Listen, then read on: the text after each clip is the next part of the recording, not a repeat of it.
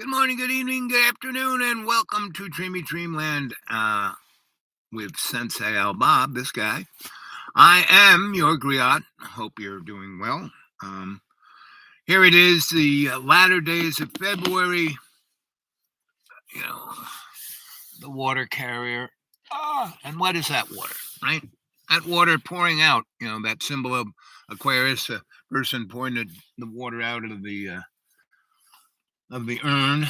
Um, that water is, in the Greek motif, water represented logos and eros, right? And logos is intelligence, right?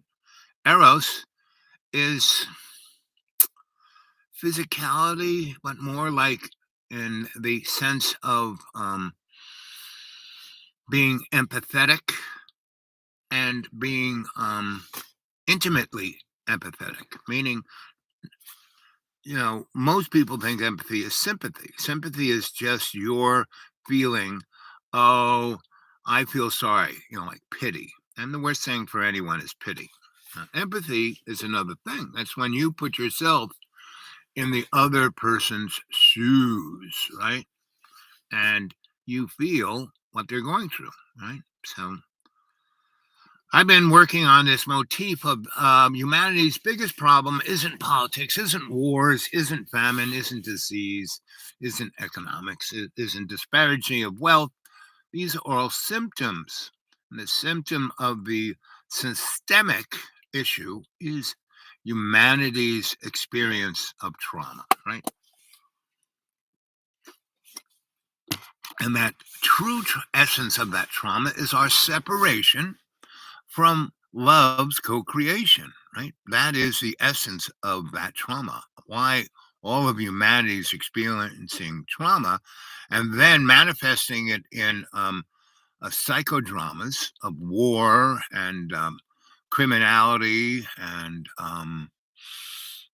unjust expectations of being important to the point of exemplary, that I deserve more than you do, so I'm going to kill you, I'm going to take your land, I'm going to take your stuff, and it's not just Pootie Boy, The war there between Russia and Ukraine is the war of the two Vlads. And I continually say they're both reading a script. Now, when I speak to that, and the folks who are scholastics who I know, who, just go nuts, about wanting to go on and on and on about,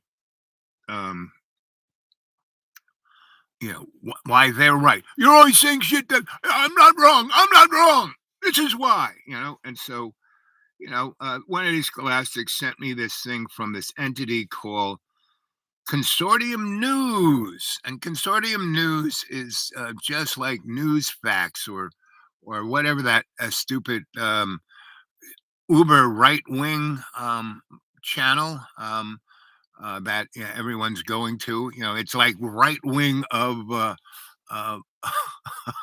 of Fox News, makes Fox News look like a liberal, fair and balanced. That never happened on Fox. And Tucker Carlson, who's interesting. Hey, how you doing, kids? And when I started this video, I was basically characterizing anyone on any, news outlet that is what they call institutional, right? And Fox is that. And so I was going, and what does that look like? But a wooden head, a Charlie McCarthy puppet. You can see the strings, right? And you can see the strings on Tucker Ferguson. Now, he, of all of the talking heads on any of those things, he's at least interesting, fun, amusing, et al., right? And so, and he does drop some interesting bombs, but he does it as, you have to realize, kids, anybody that's within the construct of institutional news is just propaganda and has been forever since they, were knocking things out on stone tablets in Babylon. It's been propaganda. It's what the rich people say. It's what who benefits, right? Like blowing up the pipeline. America did that to screw Russia. Nah, forget that shit. Russia has lots of other pipelines, and that's not their biggest problem. Why that pipeline was blown up was to separate Germany from Russia. The reason why this war is going on, it's not existential. Oh, boo-hoo, we're scared. If Russia really had an existential fear of NATO, they wouldn't have freaking invaded in Ukraine, because all that did, Ukraine was not ever saying that it really wanted to be part of NATO, because they had made when, back in the 90s, when they got their freedom from the Soviet Union, they had nuclear weapons, and the deal was struck, you know, and that's what George H. and Henry Kissinger and that whole clown uh, car was concerned with. That, one thing that Russia have nuclear weapons, but when all of these Tajikistan and Laristan and Ukraine had nuclear weapons, it's like, uh-oh. The thing was, they couldn't fire them, meaning all the command and control of that came from Russia, the codes, all of that. Everything was designed so the only guys who could fire those missiles were, you know, the Kremlin. But those missiles literally, physically were in these other places, right? That broke away from the Soviet Union. It had nuclear weapons, right? They could, and Ukraine would have cost them some money to take it apart and rejigger it so they could launch those suckers, right? And if they did, Russia wouldn't have really invaded them. So, but we brokered this party, and we got Russia to take all those missiles and basically destroy them on site, right? And they took the weapons back, but the missiles they kind of chunked up in those places, right? And so, but there was an agreement that Russia would not invade, you know, its old satellite states, right? And so, as time went by, when Mickey Gorbachev, great, no problem, and he was, glasnost.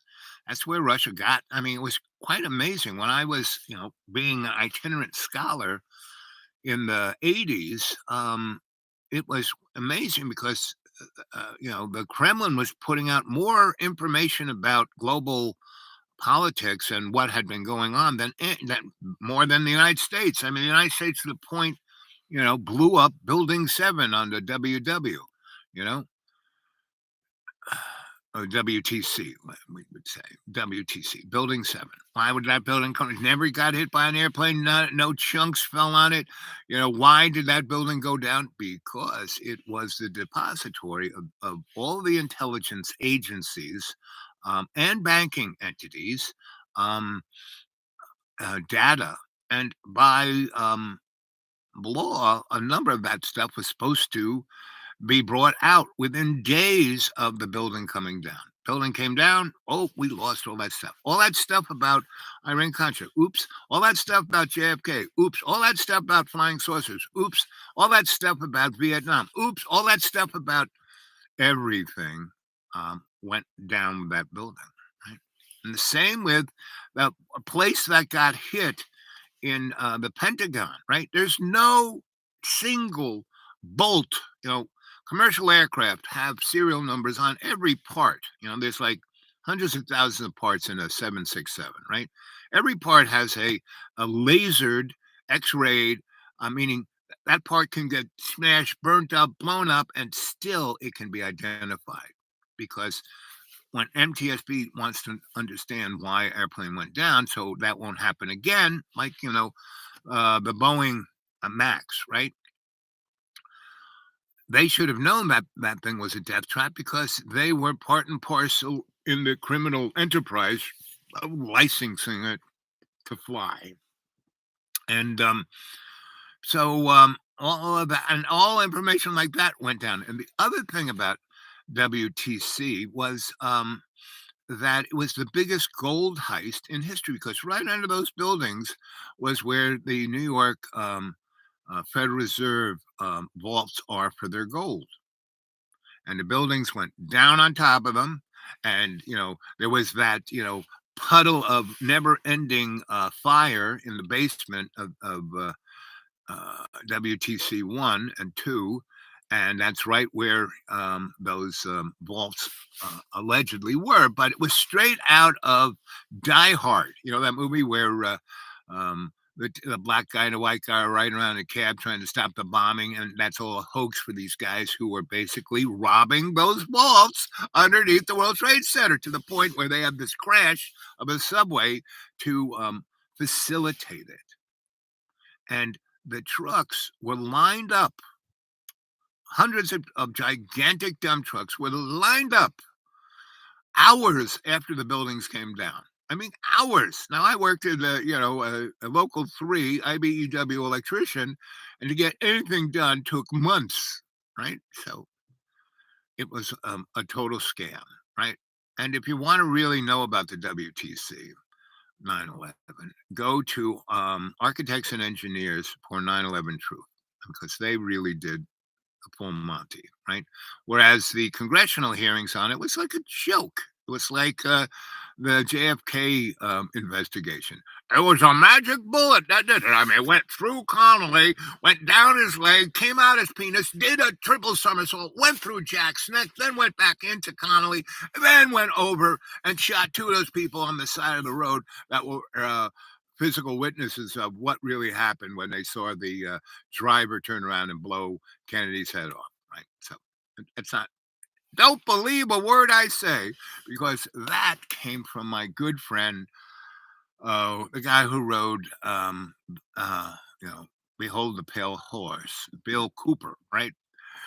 I just love that guy. But he got so full of himself. I mean, he wanted to, you know, he wanted to be the knight on the white horse. He was a Navy guy. He was in intelligence. He saw a lot of things go in front of him, just like Tashi Challen, like the guy who became a girl who blew the whistle on what was going on in Afghanistan and Iraq, right? And guys like that should be celebrated and not, incarcerated and assassinated. And that's why I myself am basically a chucklehead, meaning I am here to tell you a story. And don't believe a word I say, right? Go find out for yourself, right? You are the decider, you know? And we're coming down into more and more crazy to the point where I would say, the magazine of concerned nuclear scientists, the guys who make the bombs, are like, "Ooh, nuclear war! Oh, we didn't know we were going to incinerate the world. It just made our penises." These guys used to huff plutonium. I mean, the stuff that went on in Oak Ridge and in Los Alamos and Sandias, where I worked in those places, and not Oak Ridge, but Los Alamos and Sandias, and the stories I heard about what went on. And I had a laboratory. I had Nikola Tesla's laboratory on the corner of Duane and Hudson. It was called Mohawk Electric, right? That's where he, designed and built the stuff that Westinghouse brought up to Niagara and took it, and that was the demonstration of the industrial level of alternating current. When Edison couldn't transmit electricity further than 6 miles, Westinghouse and Tesla went up there, and he built these generators and transformers in this building that had about 6,000 square feet on the corner, Duane and Hudson in Tribeca. They didn't call it Tribeca then, but Lower Manhattan, off of Chambers Street in Varick, and just up the street from World Trade Center, right? And what's really interesting is that the footprint that the World Trade Center campus was on, because it wasn't just those two tall buildings, there were about 11 other buildings, Building 7 being one of them, which was as many square feet as the towers, except that was a long, wide building stuck between a whole bunch of other buildings. And it was about, 60 stories high. And it went down underground a good 20. And so um, there was a lot to that. But on that footprint was a thing called Radio Row, where all of this apparatus from Tesla to the Rad Lab was, in these buildings, because these were all funky Dutch warehouses. And this guy who bought all of this stuff from U.S. military surplus, he was one of the he was the largest surplus guy of military electronics. And I mean, Nike Zeus missile command systems, radar, early computers, you name it, this guy had it. And as a kid, to just wander through these bills, oh, look at this. Oh, that's HR 47. Oh, I had my own FM radio station. I kept doing stuff that just puzzled the FCC to no end. Right. At the first time, I built a gigantic Tesla coil. I have a picture of it somewhere, but it was like 6 feet tall and about 30 inches in diameter. And I had all these barrel capacitors just to keep boosting and boosting and boosting. And I was like, I was like Frankenstein. It's alive. And I had this rotating distributor that, again, shunted the high voltage to different capacitors. And these are barrel capacitors, like 55-gallon barrel capacitors I found in a junkyard, and I just dragged them home. And not knowing the level of toxicity these things were. Wow. And so it was, obliterating the electromagnetic frequency on a zillion different frequencies, because I had this rotating switching thing, taking it to, I was basically trying to make the Glocker in my basement, And so at 10 years old, I read about this in a really ancient radio magazine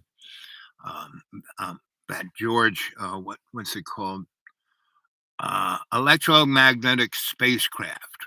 It was a technical journal about that, right? And he had it under different names. The last name was that. But I met him at Brookhaven, and we became fast friends. And he was like, I was 20 something, and he was, a zillion years old. And he had worked with Tesla out there.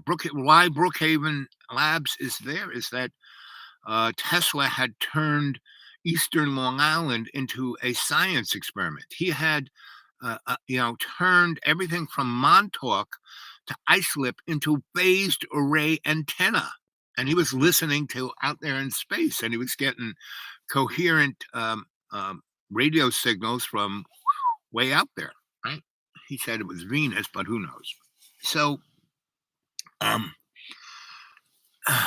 that's what this show is about, is to give you, I'm just telling you stories, kids. You don't believe a word I say. And good morning, good evening, and good afternoon, and welcome to Dreamy Dreamland. We're into the show for 19 minutes and 19 seconds. I love it when that happens. So give us some thumbs up, gang. Come on, get that algorithm up there. Go tell your friends about Dreamy Dreamland with Sensei Al Bob. Get them, have, my shows. I have more than 2,000 shows.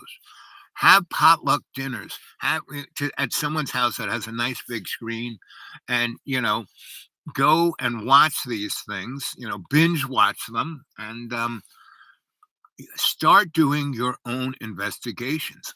And you can get a hold of me at the dudeawake42 at Gmail, dudeawake42 at Gmail, and you can understand what's going on. We can have great conversations. You could have potluck dinner, you watch some videos, you call me, Because if you get a hold of me at the dude awake 42 at Gmail, we can have a nice little conversation. You can give me your phone number. I call you, then you can call me. And I have about 100. I call them adepts because these are people who were at the lower part of their I don't know about life. I am so upset. And they call, look at this guy.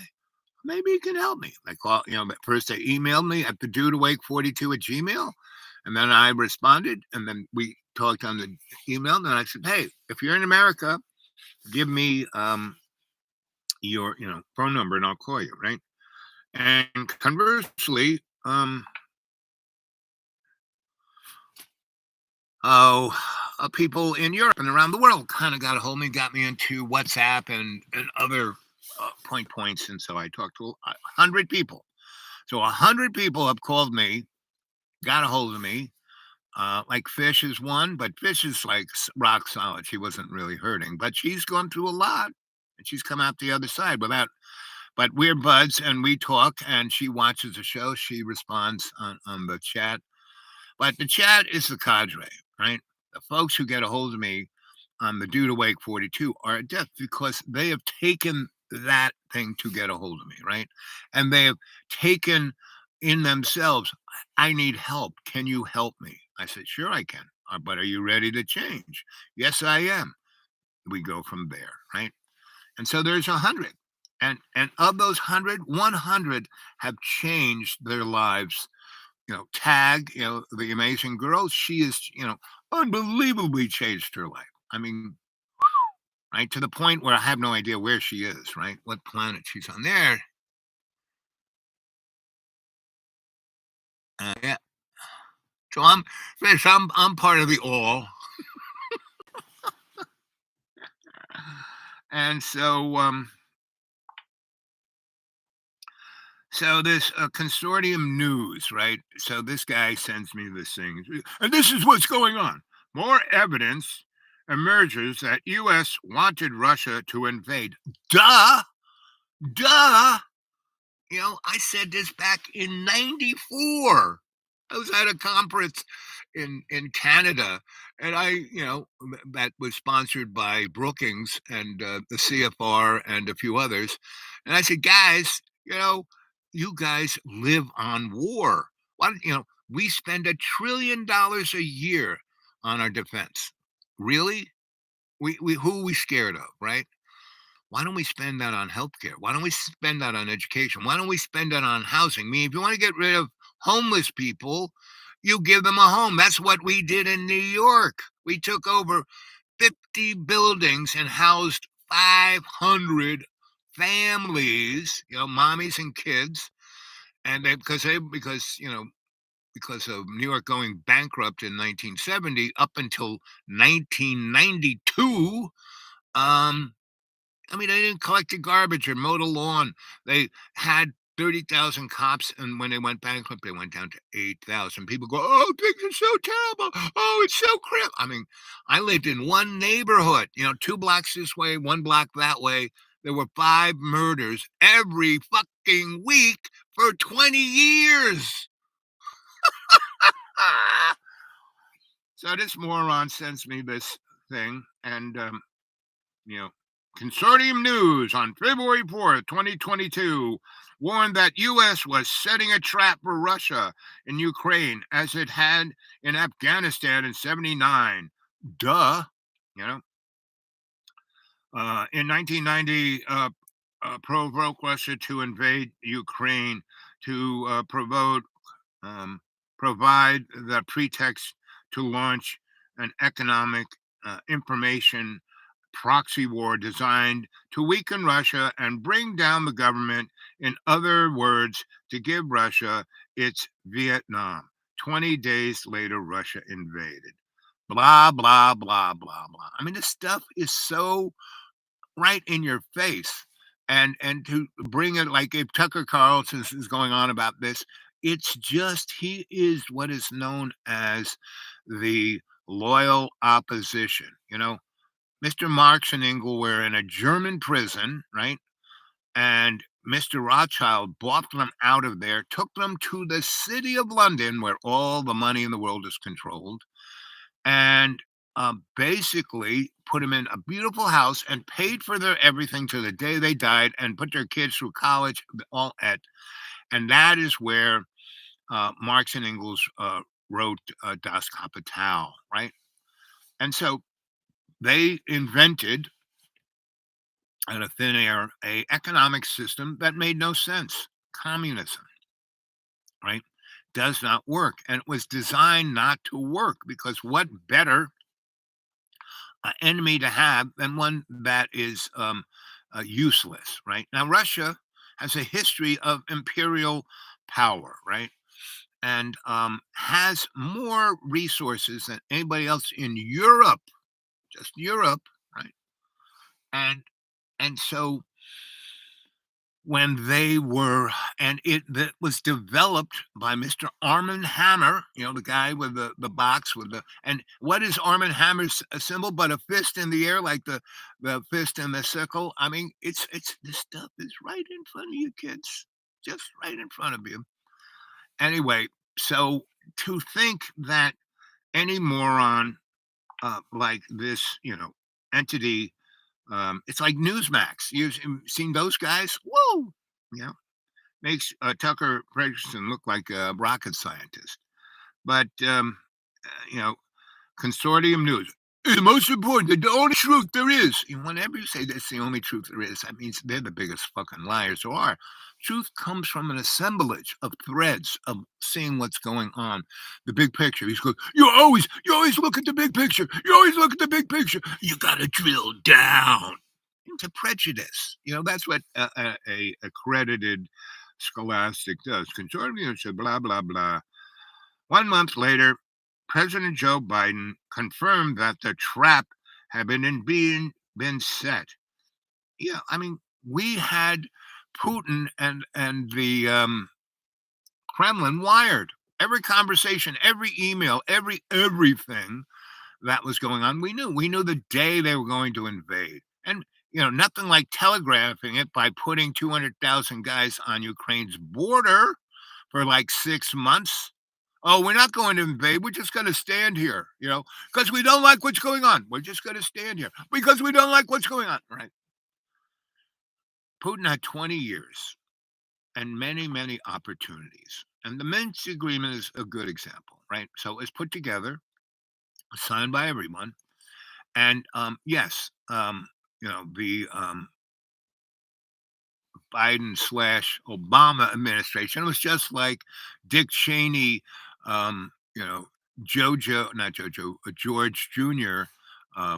Thing. It's like, of course, and Biden is like this Stepford wife. He's got wires in his head. I loved it when he was at the Democratic debate, and Kamala Harris started pushing his buttons, and he was like, I mean, his program on, and then his eye blew up. The little chip in there that was like giving him his alternative reality. Bam! It's like it's stuff. That's why it's hilarious. And it's been going on since Babylon. And we've had catastrophes and plagues. I mean, a good example is the Spanish flu. Why is it called the Spanish flu? Well, because during this pandemic of a coronavirus, um, it was the only country in Europe that wasn't involved in the war was Spain. It was neutral, right? And so it was in its newspapers going on about not the war, but this pandemic that was washing the planet, and it came from America, it came from Kansas. I reiterated this a show or two ago, where it was right, in the early O's of the new century, and industry was going wild, and so right there in that Kansas Point where the railroad was that went to Chicago and New York, and they were getting freezer cars or ice cars where they could get cows and put them on there and take them to New York and Chicago, get butchered there. So it's becoming big business, right? So cows, pigs, and chickens were being industrially done in this one place, right? And it was the beginning of an entity like Hormel or Cargill, right? And it had a lot to do with the North and Western, the same guys who blew up that little town in Ohio and Pennsylvania, and that's you know that happened, and for 2 weeks we didn't hear about it, right? Because the people who own the legacy medias, the ABC, NBC, CBS, and Fox, and everybody else. Basically, PBS and when NBC, PBS News, and thank you Cargill, and thank you, you know, Monsanto, and thank you Lockheed Martin. It's like, okay, so this is the news you're going to hear. And if you think Russia is got propaganda, we got it in spades. But they got it too. It's not like they are any better than we are. We are the same. If you guys don't realize that this whole world is controlled by a unipolar transnational fascist oligarchy. What is fascism? You've got capitalism. That's when capital is owned and controls the means of production, which then controls the political structure and everything else, right? But it still has a political entity it has to flux through at what we call democracy, which, it's whatever this thing is we call, right? And so just what is needed to be is an understanding that you are the controller. And China, Xi, we have no idea what the heck's going on there because, I mean, we have an external, and that's why Nixon and Kissinger went to China because we have this external force called economics that can influence China, right? So, they had gotten the atomic bomb. They had like a billion something people, and they were eating themselves, right? But still, they were on the periphery of making issues that we couldn't control.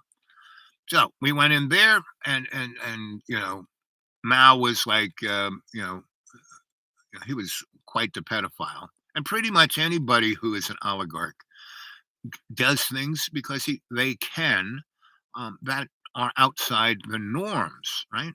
I mean, why do I do what I do? Because I have a sense of what is permissible and not, right? And I don't do it because the state or the church or anybody tells me. It's what my heart is. I am motivated, and again, my oh, my norms are defined by a particular thing, and that is love's co-creation. I don't do anything that is not my best. That's informed by my service to unconditional love, forgiveness, and the co-creation of one's love as the artist in the first person. That's me, right? That's where I'm at. That's where I'm coming from, right? Okay, let's see. So blah blah blah blah blah. Consortium news, right? And what is a consortium? It's a consortium is a organizational structure based on um, you are a that is basically um, fake news, right? On the foundation of you are going after a hidden agenda, meaning you are pursuing or pushing a hidden agenda. Okay, what else do we have here? Let's see. Okay. So here is, just want you to listen to something here. Let's see. Here we go.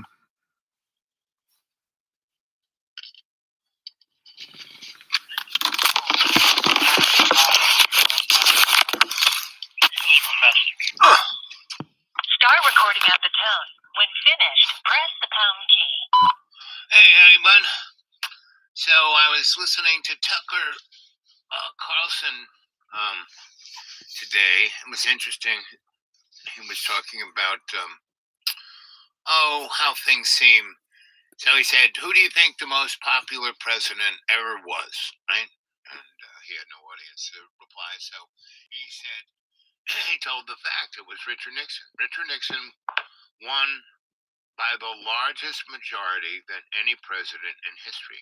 His second term he ran, he won by. Were a very important piece of the segment. So I had the three categories of the stuff I had.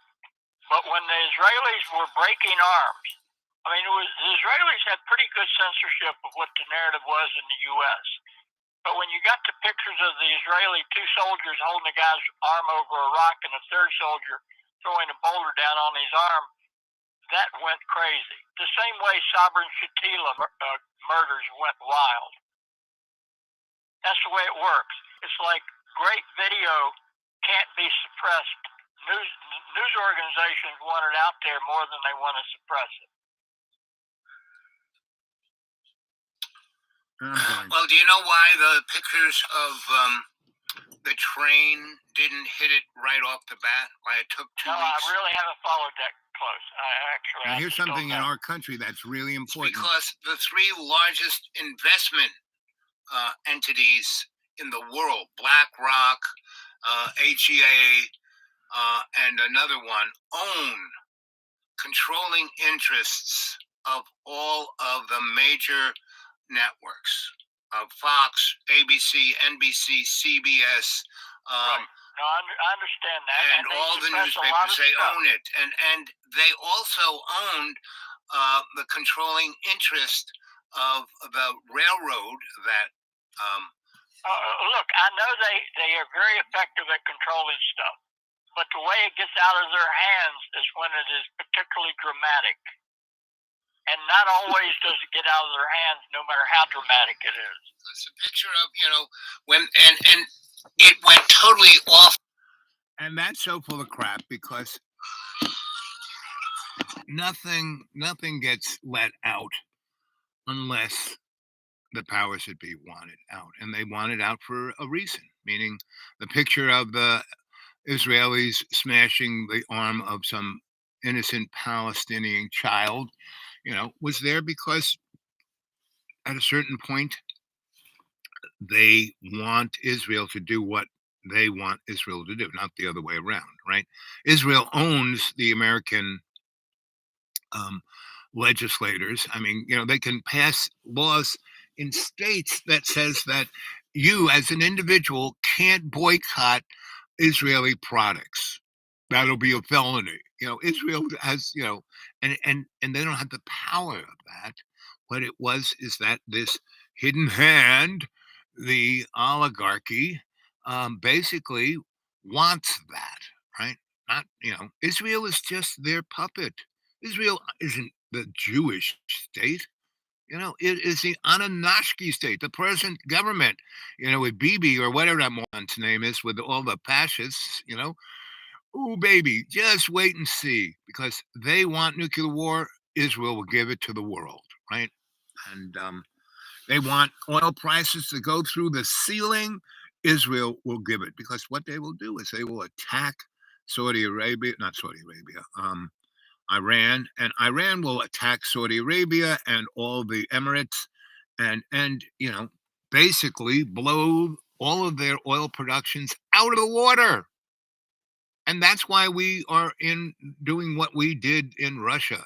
And the reason why we blew up the pipeline, I don't even think we did. I think it was more Norway, because Norway is making serious book, because they are the ones giving Europe the natural gas. They have the pipeline straight over there, right in the water, in the Baltic Sea. They have a really serious navy that can protect their assets and blow up anybody who, and that's why they are not part of NATO, because they want to do whatever the frick they want to do, because they represent the hidden hand. So why Europe didn't have a terrible, well, one, HARP and chemtrails kept Europe toasty over the winter, and basically turned Ukraine into a mud pit, so no one could really do anything except have Russia, put their innocent children through the meat grinder, and yes, Russia lost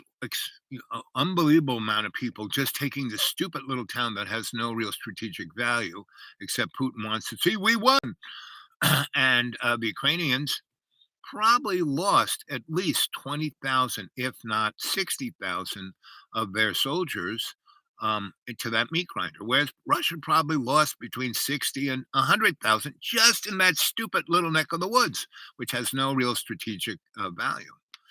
And as that was going on, Ukraine is having their best of their best being trained in England, the United States, on newer, more advanced weapons, which they will have this spring, and they will go after,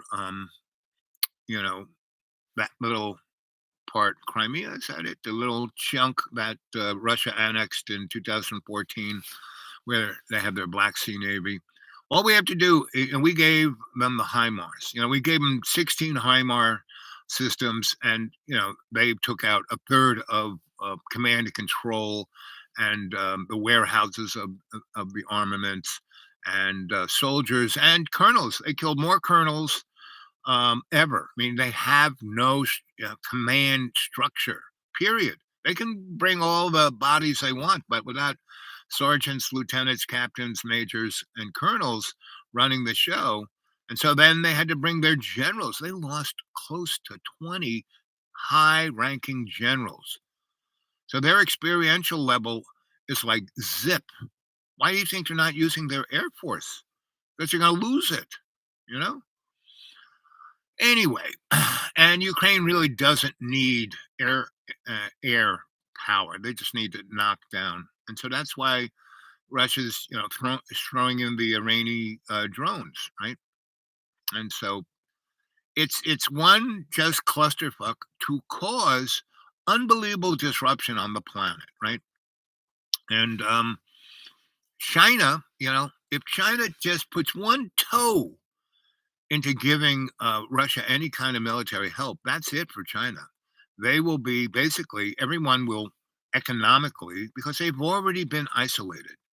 Pretty much all the Western world has, already started to pull all of their manufacturing out of China and bringing it back home, right? And we have done it. Foxconn, Taiwan's big, super duper semiconductor company, is moving its real high end engineering and developmental and manufacturing into the United States.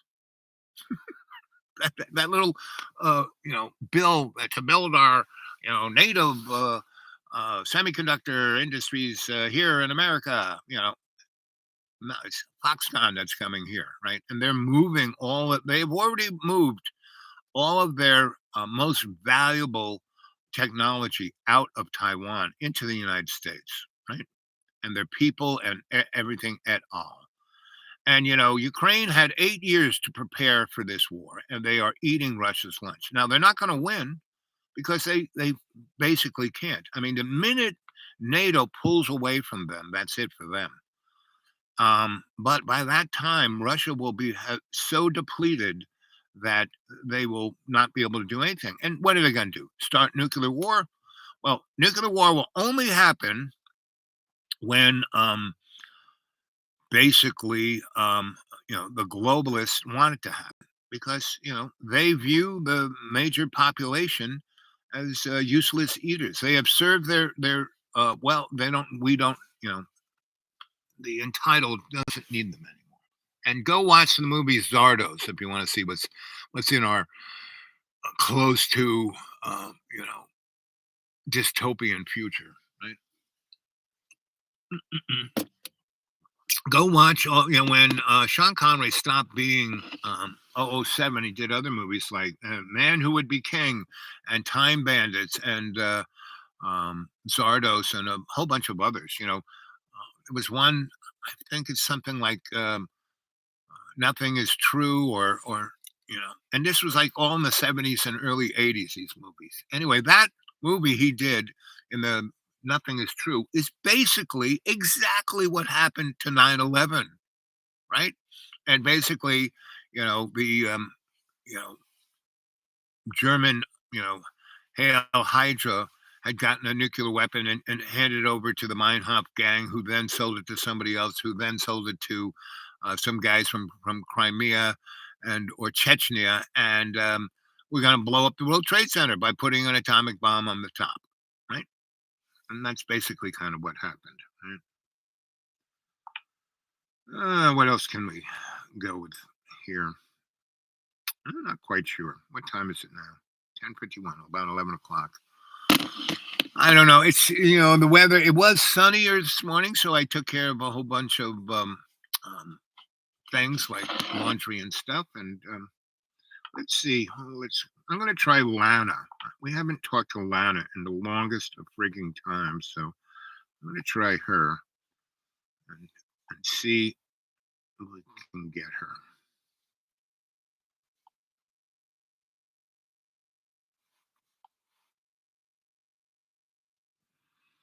Mm-mm.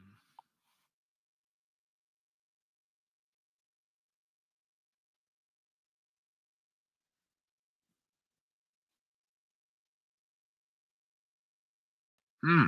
She's not on Viber anymore.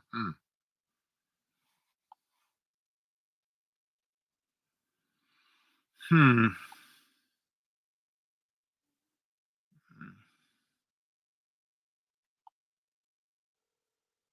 Okay. Maybe this is it.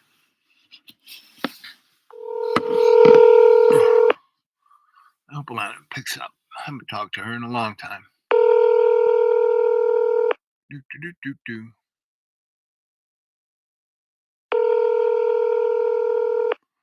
I don't know what's up. There are a whole bunch of people that have just gone dark. I don't know why. Hmm.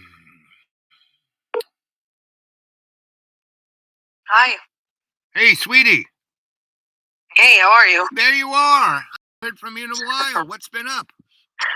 Well, nothing much. I mean, life. Right. Well, you're live on the show. Say hi to the folks. All right. Hello, everybody. Fish is here. Hope you're all well. Yeah, Oh, nice. Yes, Fish is here. Fish. Yes, yeah.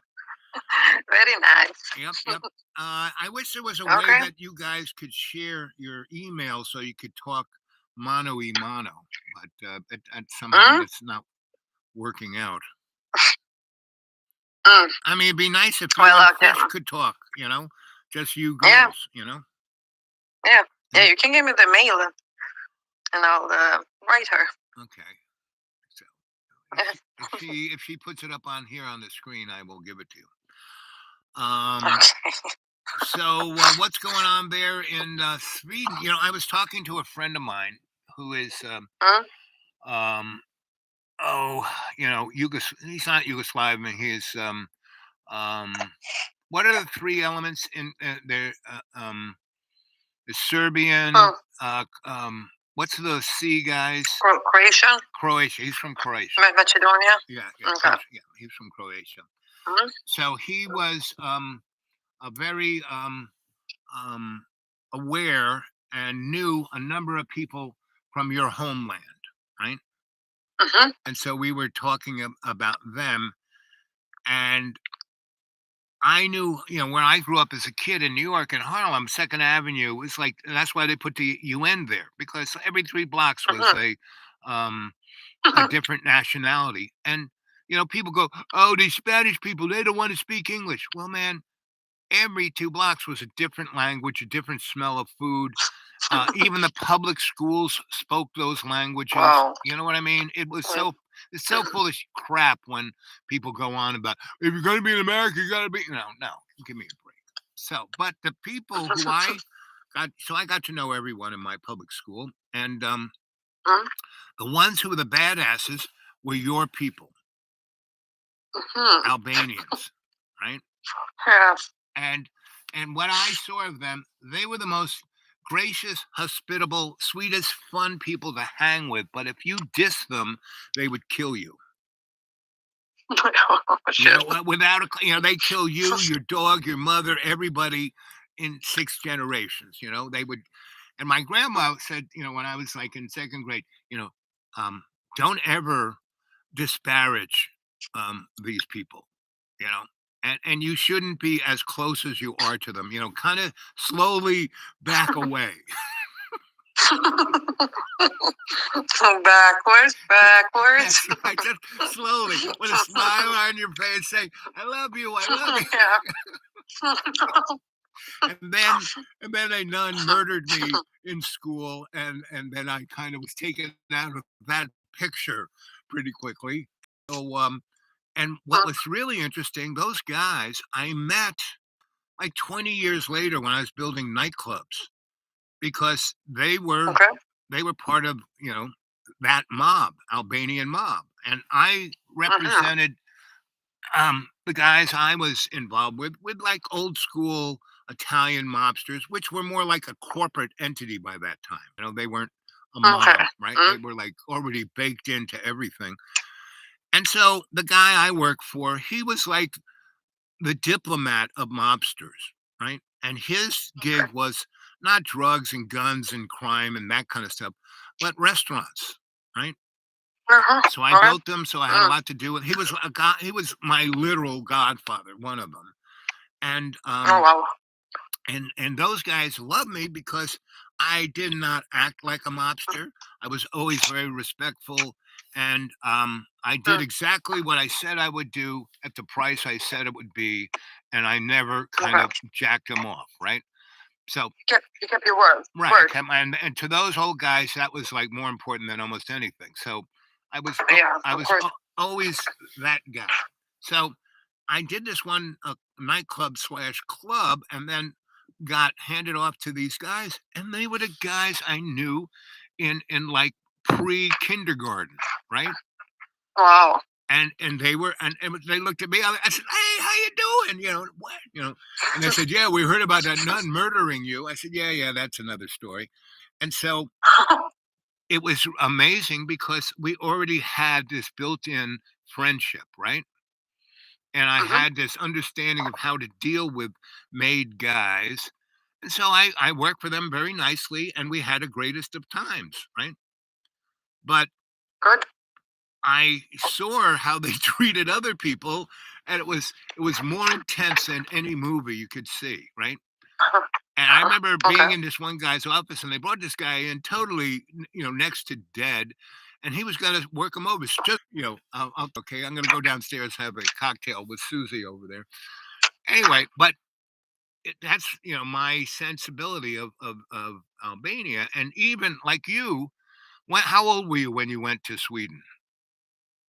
89, so I was 4. Yeah, so but you're still Albanian. You're Albanian. Are you still with that Yeah, dude? well, which dude? The Colombian? Yeah. He had to have some real oomph to get over that what he was. And it's not that he was a bad guy or anything, but Yeah, sometimes I'm going to go in and listen. right. So I become the major problem of humanity is trauma. Wars, the crime, the economic disparitions, you name it. Those are just symptoms of the real issue of Mm, trauma, right? mm, mm. And I would say your life has been, I don't know about defined, but trauma has a good deal to deal with it, right? Would you say? Yeah, yeah. Right? And your trauma isn't like the kind of trauma that people in the Ukraine are going through. I mean, your trauma was your trauma, No. but Yeah. that's Yeah. what I mean. Everyone is affected by trauma. Mm, You're smiling Sensei Al Bob here to be able to like not die, and that's but amazing. still it just didn't get a hold of me. It informed, on my to all goods at every opportunity. You look at that guy.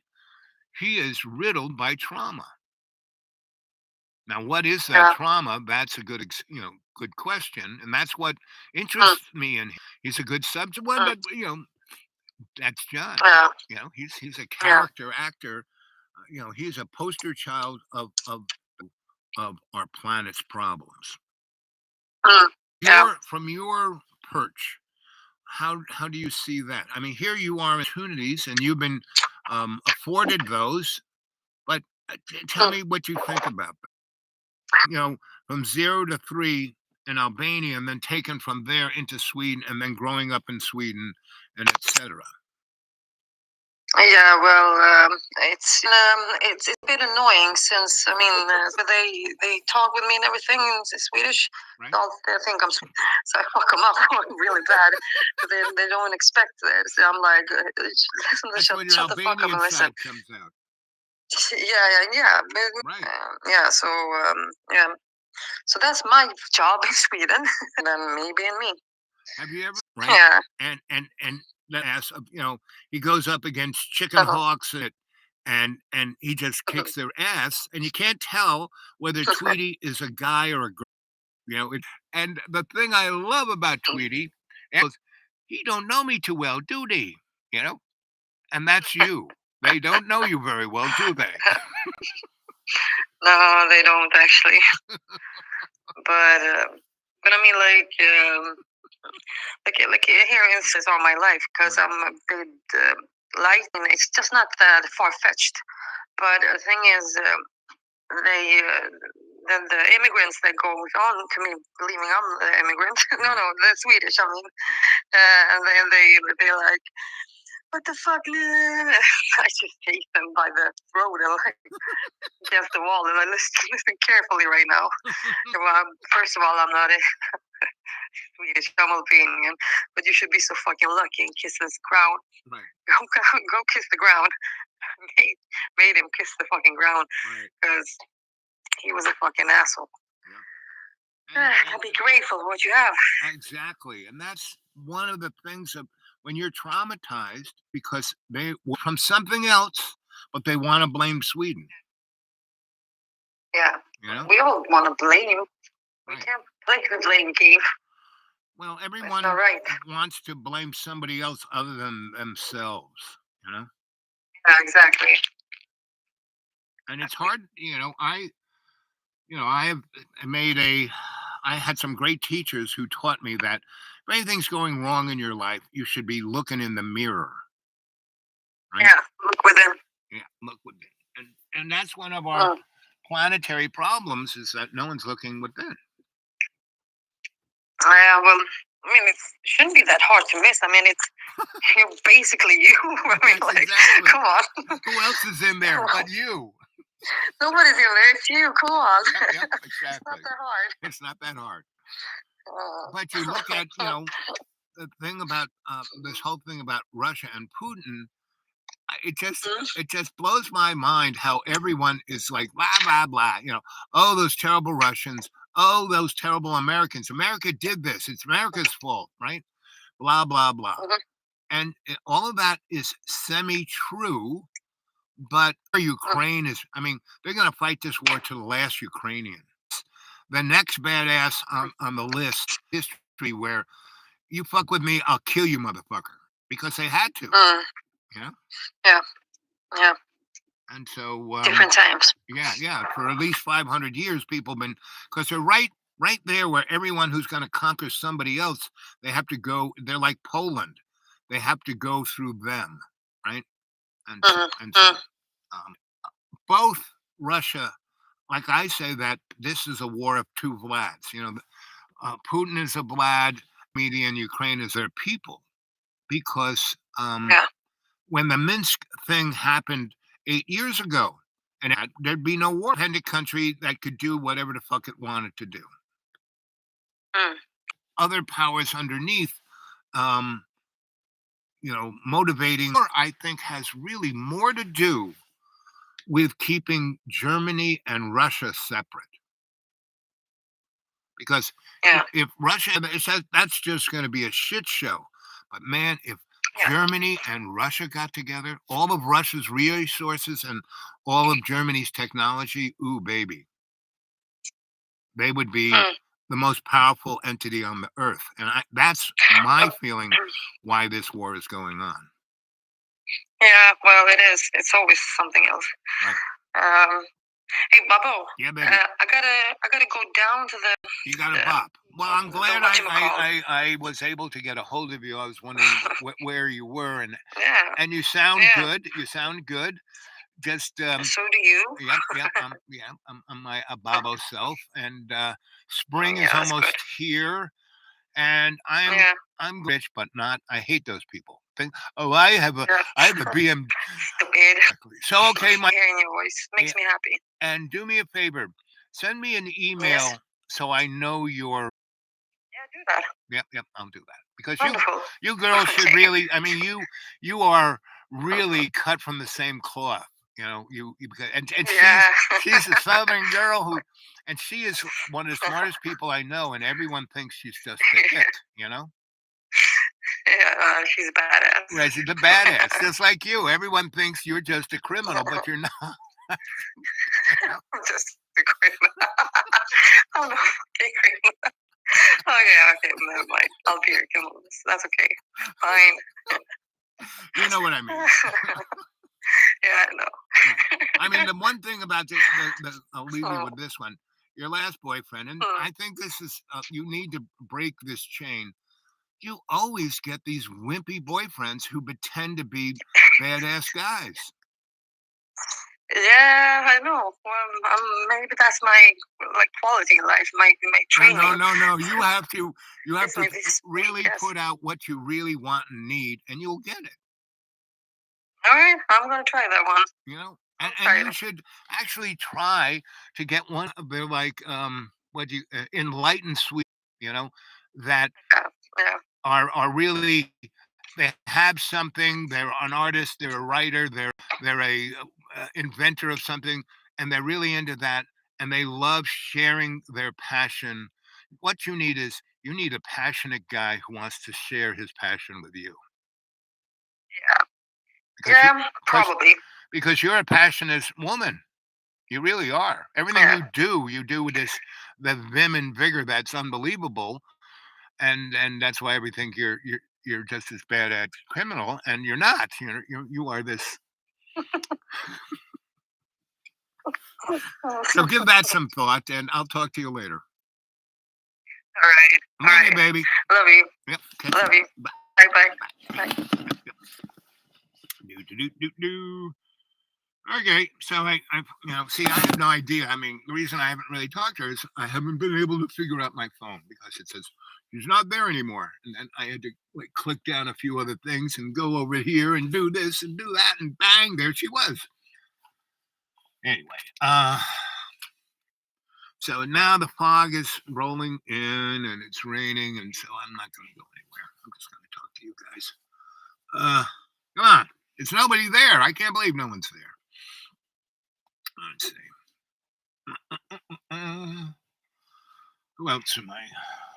Where's this? Oh, I can't wear these. I can't see anything. Put these on. Yes, much better. There it is. Okay, let's see. Who else am I going to talk to? Oh, let's try. Let's see this. Do.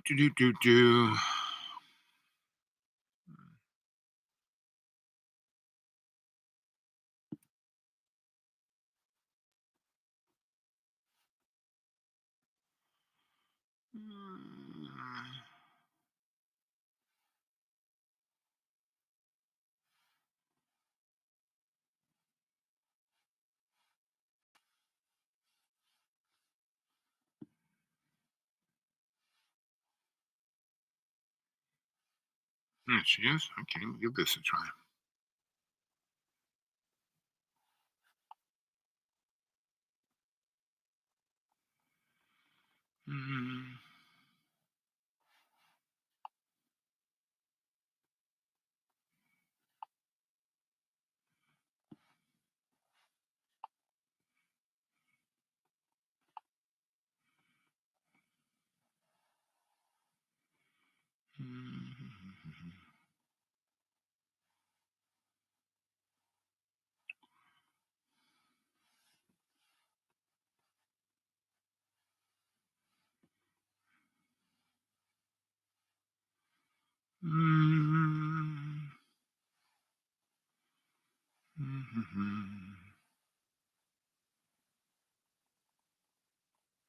Where'd she go?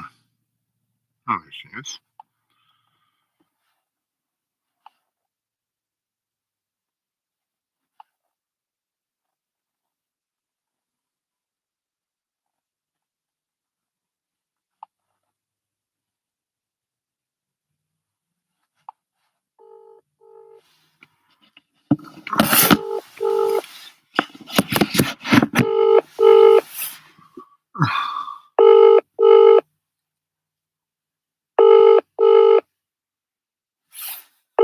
This is Tag, the amazing girl.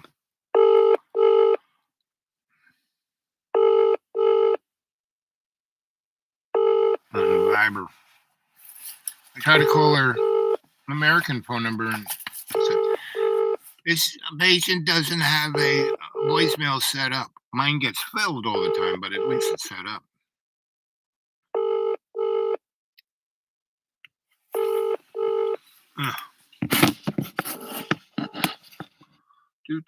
Do.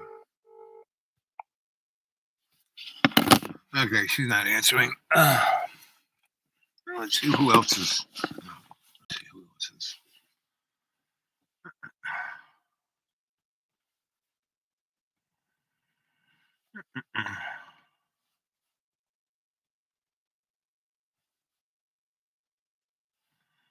She is BJ. So this lady is a force of nature. Let's see if she answers her phone.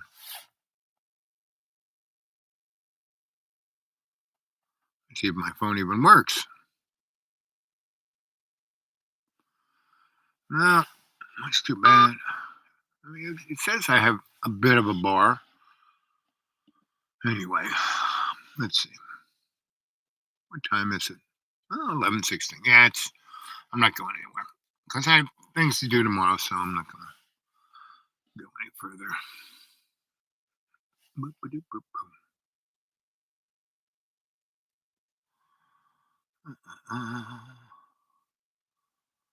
Let's see. Let's see the bartender. See if he's around. Oh, it's ringing. This should be interesting.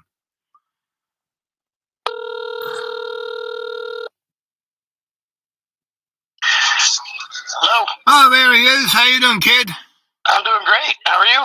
Oh, you at work or you at home? What you up to? I am off Sunday, chilling out. Oh, chilling. Best place to be. Yeah, oh, that's good. So what is your moniker these days? Mojaff, And what does that stand for? Minister of Joy and Fun. Okay.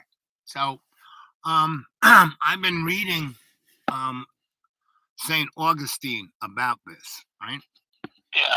And he basically states that why suffering and pain and all those things exist is to put into perspective joy and bliss and the positive nature of life. Because if everything was joy and bliss all the time, it's like you'd have no discriminating characteristics to understand what you were going through. Right. So, what do you think of that one? Both two of the things you said came up within the last very short period of time. So yes, the one I totally agree. The one, and any of the sicknesses or whatever that I've gone through, that other people are going through. How do you know bliss if you don't have pain? And Right. It was just, God, who was it? Somebody on the CBS Sunday Morning Show that just said it almost exactly like that. She said, it was the Asian dude that was on Indiana Jones with, Spielberg discovered him all those years ago, Right. and then he couldn't get arrested like many people after a while. Right. Well, And he then grew he out got of away the from thing it. that everyone loved him as a little Asian kid, but Yeah. once he got to be a teenager and a 20-year-old, he couldn't get any roles. He didn't stop being he was still a great actor. Right. So he went behind the camera. Yep. for a while. Did you catch that story? No, but I know the Uh, story. Yeah, I heard him before when the movie. Did you catch that movie? the Fablemans. No, no, no, no. That's Oh, Spielberg things. No, yeah, yeah. the one that he was in, the one that was now, tomorrow, and Oh, everything. yeah. You know what? That one's come up a bunch, and I have started to watch it. I always catch it like in the middle. I know it's intense and a lot's going on, and I want to watch it. Well, that's where he came. He's up for a Yeah, Oscar. Yeah, for being that role, and yeah, yeah. It's and been on. Yeah, go ahead. so is that on YouTube? Can you see that movie on I don't YouTube? think so because it's right now. It's just on. I mean, it's on Showtime and things right Oh, now, okay, so it's probably not quite there yet. okay. So But it's come up. Like I said, I've caught it, and I just catch it. And also, Jamie Lee Curtis got nominated for that as well. right. She's winning awards for that. But everything all at once or whatever. So it looks, yeah. I just know I'd have to catch it. I'm trying to catch it at the beginning. So Uh, and the so he plays the husband, and the woman who was in Crouching Tiger, Flying Dragon. Did you ever see right. that? Right. I never saw it, but I know of it. Right. Yeah. So she was in that and got a lot of praise for that, and she did a couple other movies, and then she just kind of got sidebarred, like. This is like a big comeback for her too. Yeah, Right, I right, saw and her on she's the up award for shows. she's up for a Best Actress award for this. Yeah, yeah. I've caught a couple of these award shows, so I've seen a little bit of that. That's where I catch up sometimes more in movies, just based on watching these award shows, and Yeah, then you try to catch the movies when Right. they come out. right. Yeah, So, and it deals with a very interesting premise of multiple universes, that there isn't just one you, Greg. There is, a whole bunch of others where you're president, and a bum, and a transdresser, and you name it, right? Like that right. scene out of The Matrix when I still have not yet. I have not really. I have not seen it. you haven't seen The Matrix. No, it was just too much for me. I'm ready to watch it now, Right. but for years I didn't feel like I could understand. And it was great because they have it. There's three of them, and now they're coming Right. out with the fourth one. I think is out, or they're coming out with it. And first is Neo just being a schlub in our world, and then the curtain is lifted up, right? And he is like, oh my God. And then he has to come to grips with it, right? The reality of it. And everyone expects stuff of he's supposed to like be the next Jesus Christ, right? So and he's just a schlub, right? And so the next one is him coming up to it. And the third one is when he really goes and does what he's supposed to do. And he's such a badass that the powers that be do everything, and they kill him like 20 different times, and he doesn't die all the way, just kind of dies, right? And so Yeah. by the time he beats his way all the way up to the head guy, the architect is sitting in his office, just drinking a cup of coffee, smoking a cigarette, and he comes in and he's blind, and he's missing fingers and bleeding everywhere, and he goes, "Kid, sit down." And so he sits down, and there's this wall of never-ending TV screens, right? And what's playing is all the different Neos. Him succeeding, him failing, him being like the cross-dresser, the whatever, right? And he goes, "This is you, buddy," right? And so here you are. So in one of those screens, here you are. So here you are talking to me, and it's gonna start all over again, you know? And he gives him the speech, and so there's the good and the bad. The architect seemingly is the bad guy, and the oracle is seemingly the good girl. She's always in her kitchen baking cookies and giving people advice, right? And so at the end, our hero goes out confused and dejected, and the sky is parting, and it's going to be the beginning of a new world, and it has the potential of being great, right?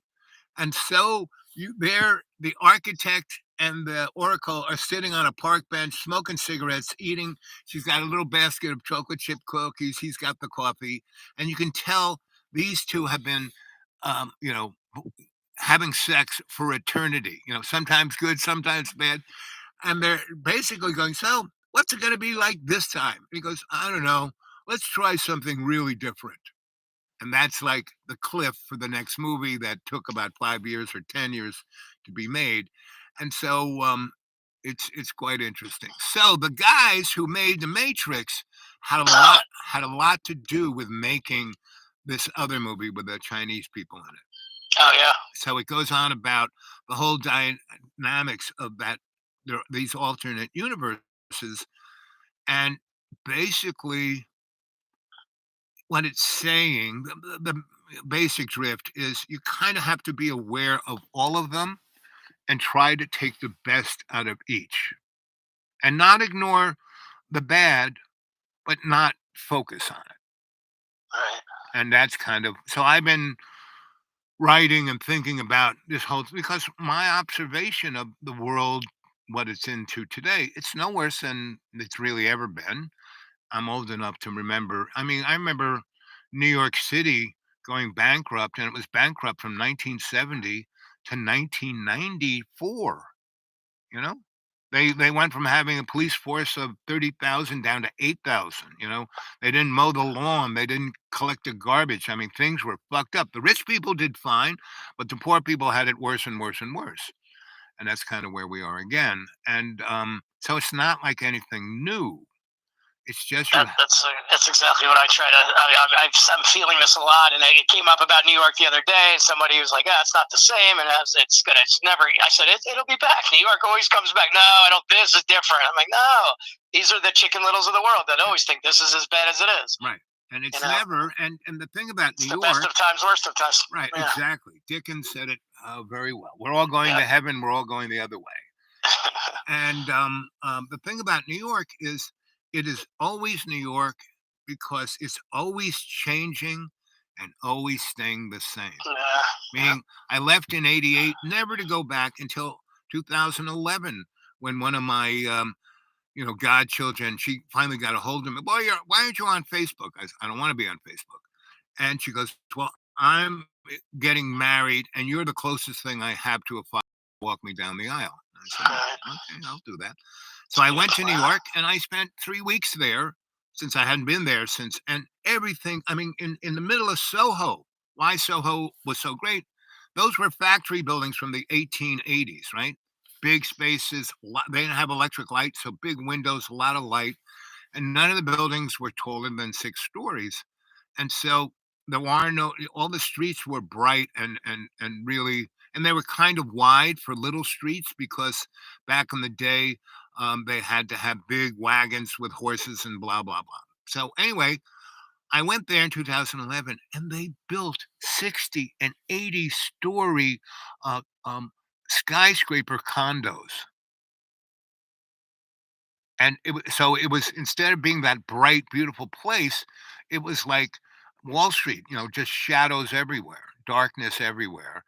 And the other amazing thing is the sewer lines in that neck of the woods were put in the 1880s. Were not designed for skyscrapers and 7,000 toilets a building.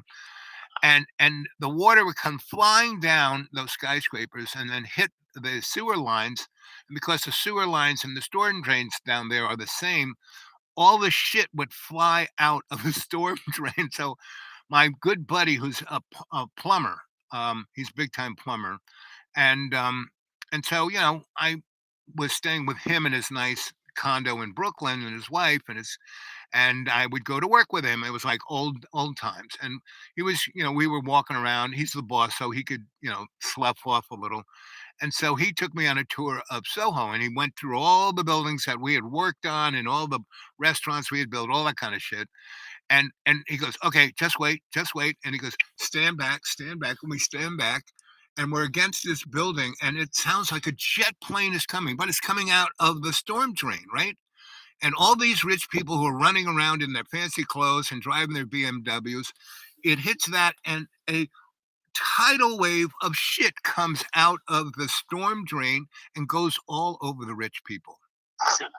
It was like unfucking believable. Here these people are in these skyscraper condos and they go down to get their latte and they're sitting on the nice curb that's in the shadows and they don't even know what it had been back in the day and the whole street smells like shit and then they get hit by a tire and it's like it didn't even bother them. It was like and that's why I'm not in New York. But it still was the same, that's what we were, chuckling about, that, because we had been there on the other side back in the 70s. And because we were, I was this, electrician, he was the big time plumber, that we could do anything. And we had one foot in you know, the unionized, controlled, engineered kind of thing. And then we were doing all this other crap on on the other leg, and we were allowed to do it because at that time the city needed a few guys like us just to keep it going. Right. And so it was it was just, and I said that to him. I said, this is just like 19, back in the day, but weirder and different, but it's the same. And he goes, yep. He goes, that's what I continually say. And he goes, I can't believe we are as old as we are. We're both in our mid 70s. He goes, when I met you at Cooper Union, I was 20. You were 19. It's like, that's like almost 60 years we've been best buds. And Yeah. and it's what's great about him. So I haven't really, really like 2011. I hadn't physically seen him since 90. But it was when I went through the door of his nice condo in Brooklyn. It was like just yesterday I was seeing him. I mean, that's a sign of a really good friend. Yeah, it is. When you can have that kind of, time and space mean nothing, Yeah. right? So anyway, so that's been my little observation. I mean, I've had this observation for pretty much forever about trauma, because I was back in the Vietnam War days when they said they didn't trust me with a gun and I worked at a VA. That's what I dealt with, guys who were coming back from that traumatized. And what I also see about trauma is every human has it. Even the guys who are super rich, blah, blah, blah, they're traumatized too, because the real issue is that because of our human experience, we are this spiritual entity that is a collective.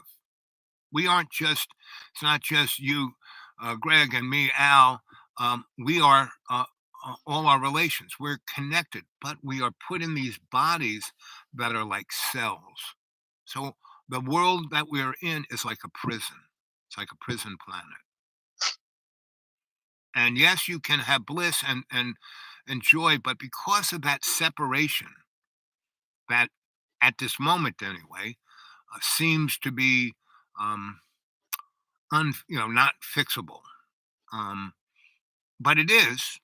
We just have to experience love and joy and unconditional forgiveness, and share everything with everybody, and then we'd be okay. Then it wouldn't matter that we were in bodies. Right. Yep. It's that, because that spiritual separation manifests a physical separation, and that's why every 60 years or so there's this unbelievable extravagant difference between the really rich and the everybody else, and then it causes extreme disruption and conflict, and then it rejiggers itself and becomes somewhat equal. So and that's what you look at history, it's been that way since last 16,000 years. So it's and that's why the individual needs to have a parameter that they can navigate their spiritual and physical life. And you are doing that, being Mojo. Mojo, is that what it is? Mojo? Oh, Jeff, Minister of Joy and Fun. Jeff. Jeff and fun. So yeah, it's a mnemonic device that started from your Minister of Fun thing, so it became Minister of Joy and Fun. Right, Joy and Fun. Yeah, Mo Jeff. So you have you are navigating this parameter that gives your life not only meaning but a direction that can support you no matter what goes down. Yeah, I found the pure joy. I finished, my book is it's being edited right now, And so this was a big thing, and I'm just so on purpose because this is now, at least I have it out there. At the very least, I have my message to the world and what I've learned. And So, who's editing it for you? so there's a local. I'm sure I mentioned this to you about 3 books back when I was starting to find every single book was just coming to me in the most beautiful way, right when I was supposed to get it, and I knew I was right on path. And the way I talk about these synchronicities all the time, it's become such a huge thing in my life. And sure enough, this book came to me by a lady who's local here, who wrote a book about it. It's called The Magic Within. And sure enough, she's got to be the only one in the world who talks more about these synchronicities that actually put it in a book. And so I knew I was meant to read it. And then I felt the desire to call her, just like I did with the other guy on that other book that got me doing the syllabus. So this lady, Nancy, I happened to know her daughter, and it all worked out that way.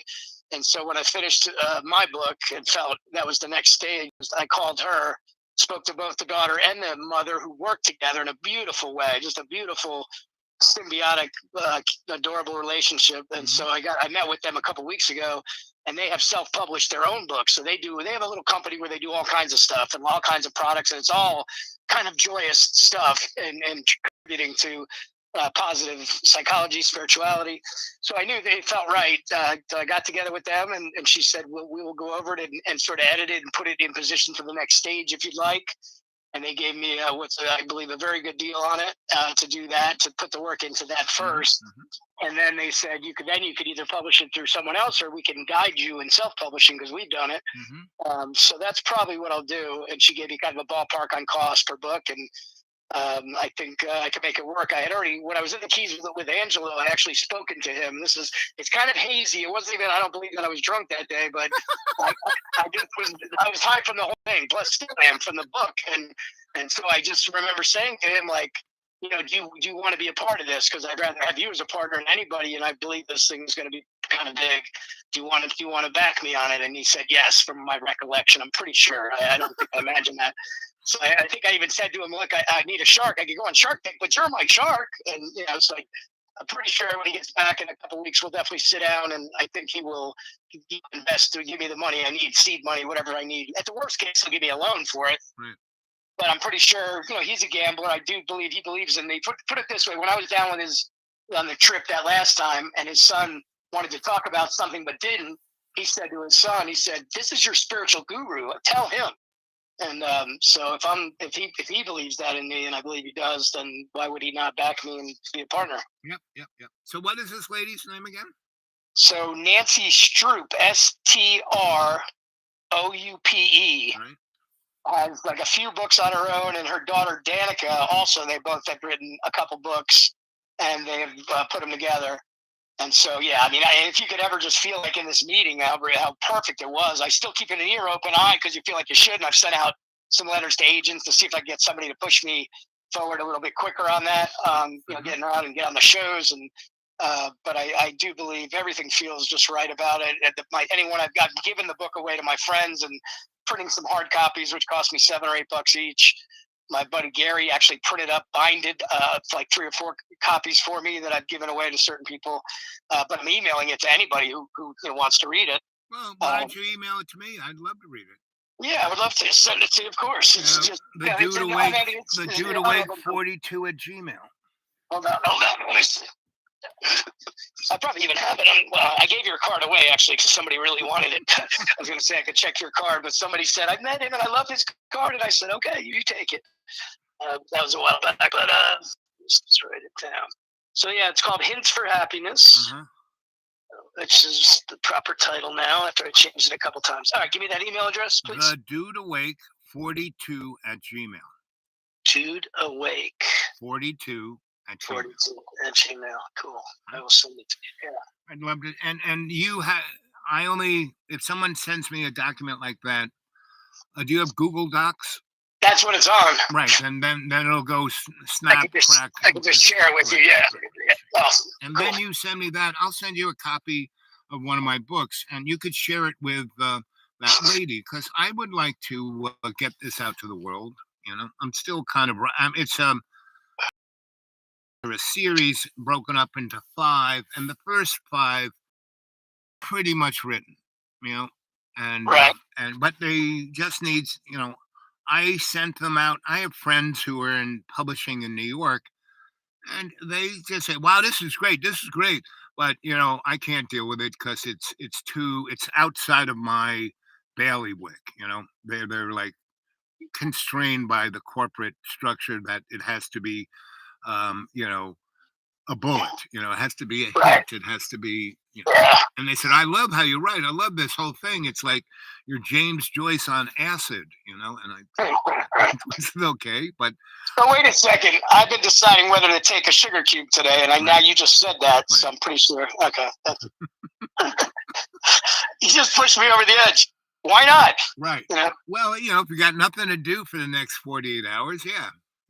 almost 72. Yeah. My only responsibility is actually to. The other thing is I'm still working on trying to get into the college. So, and I got to get a laptop. I don't have a computer of any kind. All I've been using is my phone. But I bad with like the guy at the college who's helping me form my syllabus. He said everything you got here is fine. You got to squeeze it into this, so they'll look at it and go, "Oh, it fits our chart." Right. But I can't really. I'm not good at that, so I have to. So this girl, there's a young, very pretty girl I'm working with. I don't even remember her name, which I'm embarrassed. But she's going to help me today at the library. So that's my one task at 3:00 today. Well, a sugar cube might even help that. That's what I'm thinking. You just pushed me over the edge even more. I'm taking it right now because I'm like, well, you know, that's the one task, but that's going to make it even more interesting. Right, Yeah. right. So I, you know, one day I was coming back from Johnson City. It was a beautiful day, and I decided to drive back through Banner Elk, right? Yeah. And so I went there and I drove up into that college, and the president's, he has a little house. His office is a little house, right? And I drove up to that and I parked in a handicap parking spot and I went in there, and the person who really runs the show, his you know, his secretary, his executive assistant, whatever you want to call her, Tammy, she was there, had nothing to do, and I had one of my things that I've written, like it was basically a curriculum, right?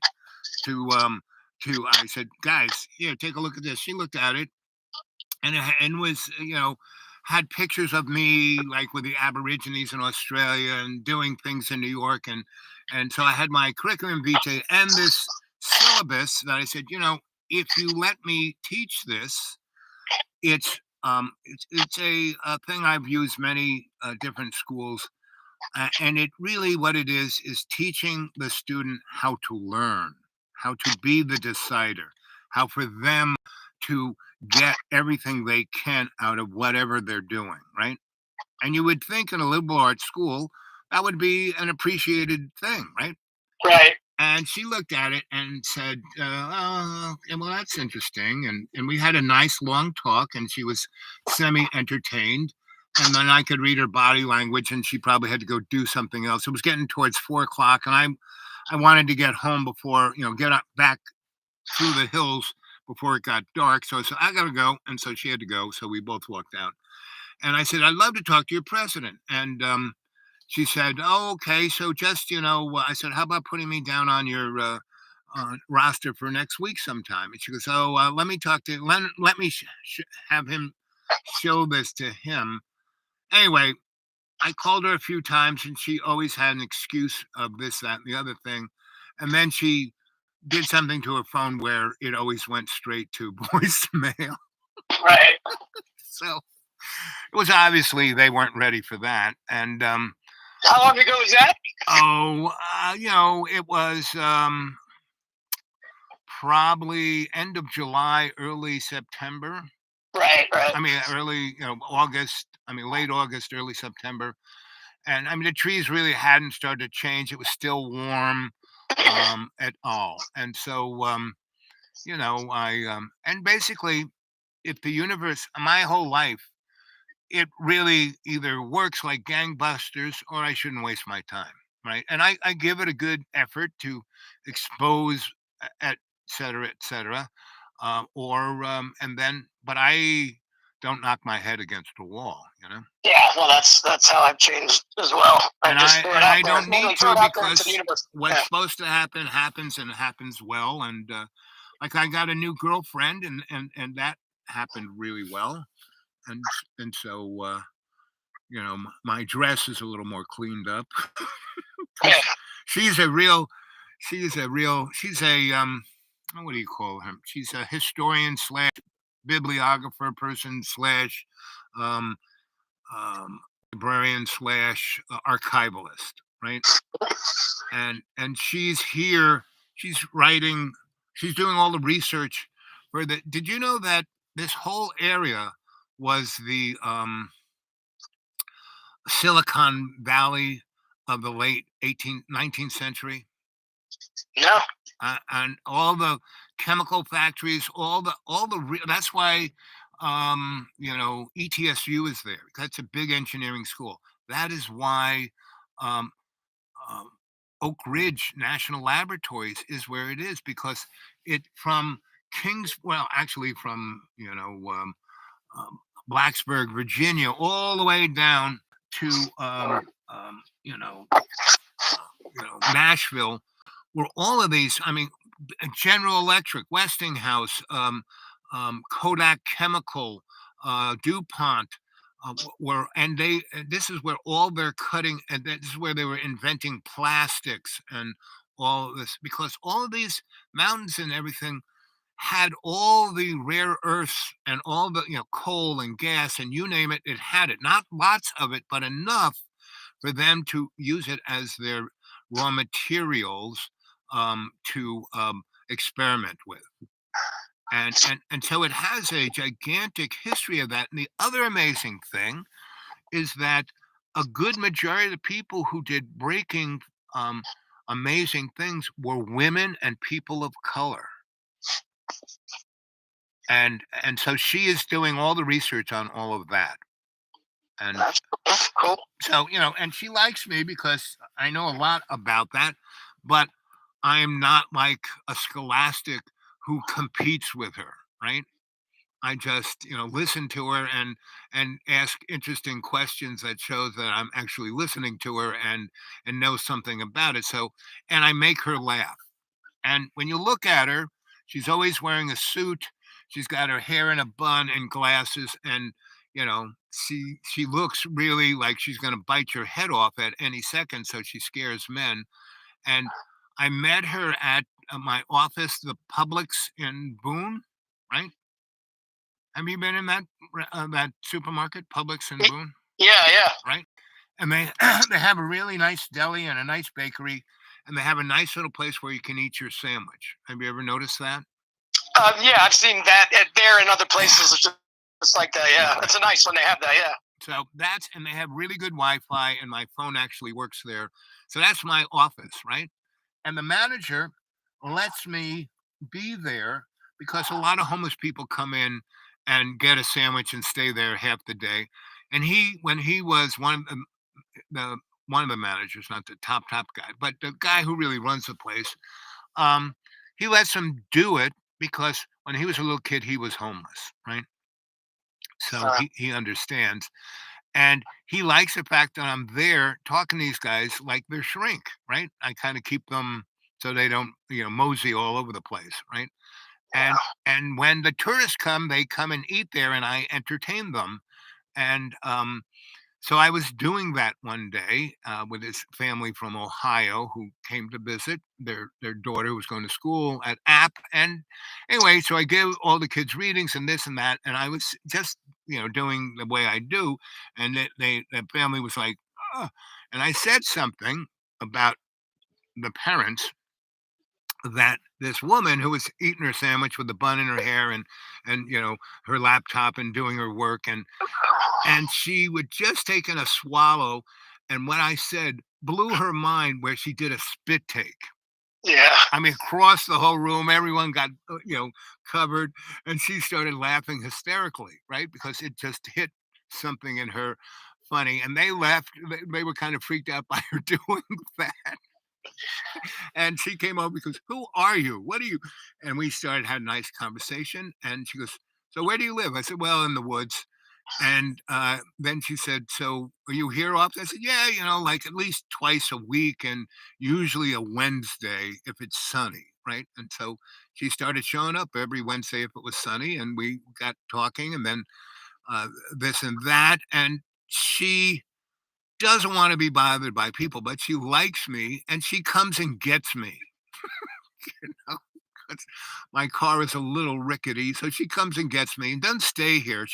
Well, this is nice, but she's annoyed by the cockroaches that are shown. The rich people are buying up all the lots here, and this summer they're going to be building, and it's going to be Banner Elk, but it's so much smaller than Banner Elk. It's going to be you know how that road by as you drive in off of 19E, right?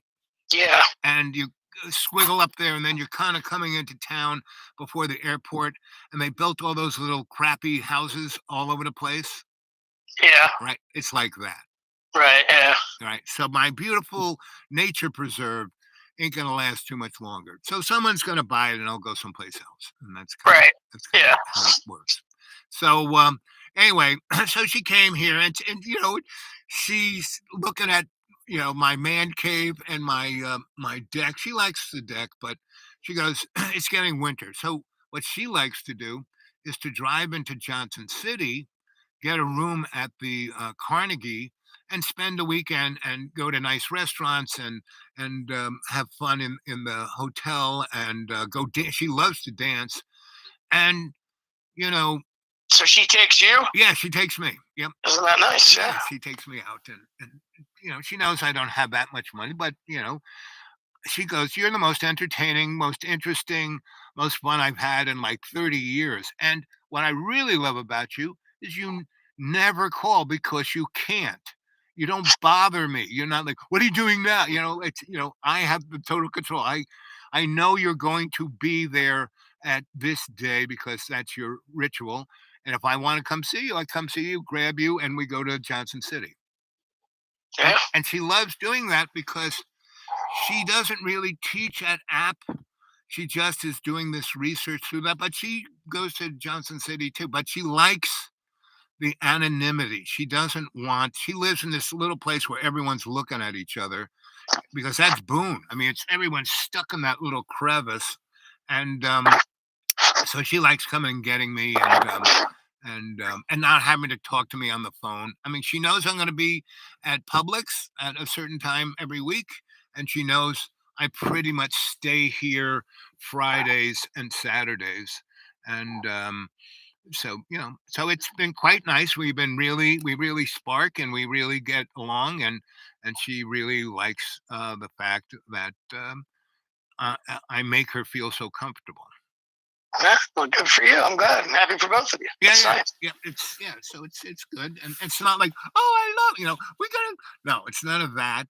It's just that every time we're with each other, it's loads of fun and very nice, and we treat each other well, and we have great conversations about everything, and so it's all good. So yes, what else is new? You're asking me? Yeah. I'm asking you, what else is new? I gave you my newness. What's that? I gave you my newness. What's your newest?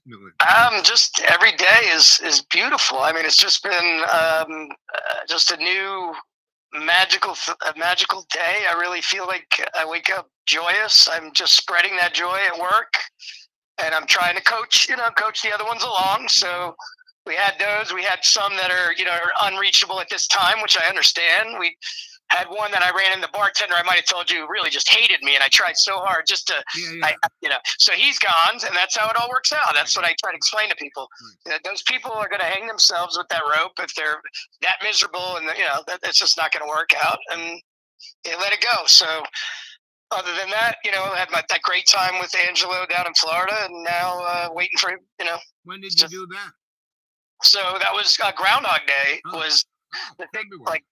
Yeah, it's like 2 years ago we did Groundhog Day Key West thing because I was interested in doing that. So we had a thing with a lot of us down there, and I think then Angelo decided he wanted to do it again this year.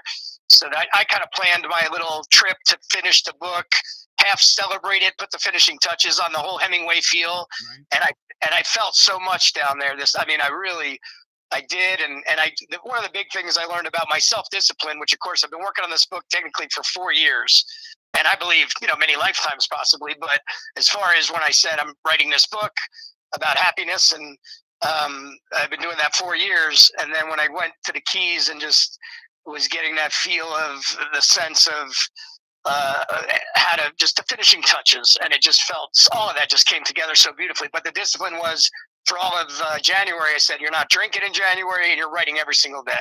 Right. And I did that up until the 21st, till something came together beautifully to where I had a good drink. But I did, the discipline stayed, and I finished it in basically early February is when I finished it. So that was a very important thing for me, to be kind of just almost that lazy. You know how it is. I called myself ambitious, right. Lazy but ambitious. It's been on that, just so happy to be in there and find that perfect place, but also knowing it was time to move forward. So it all worked out really beautifully like that. Well, writing really is you get into the groove. It's a groove, right? And it does take a certain element of discipline of just doing it, right? And so I've been doing that the last 3 years, so that's why I knocked 15 of these things out, because I had nothing else to do.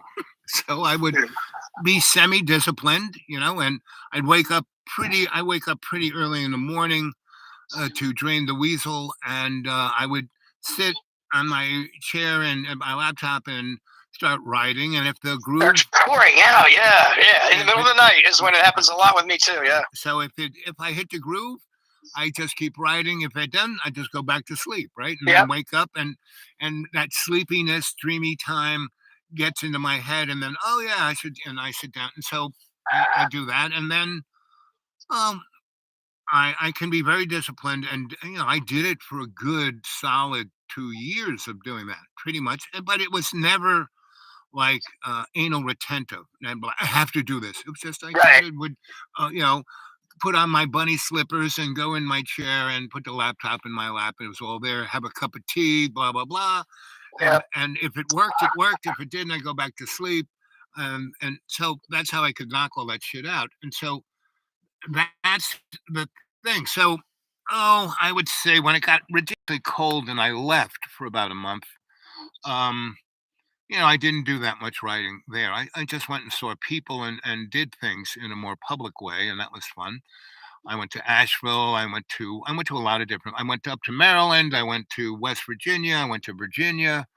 I was trying to get down south. I wanted to get to New Orleans to be for Mardi Gras for Fat Tuesday with some friends, but I didn't. My car, it's a very limiting thing. I have to stay within the zone of where I know I can get it fixed if it breaks.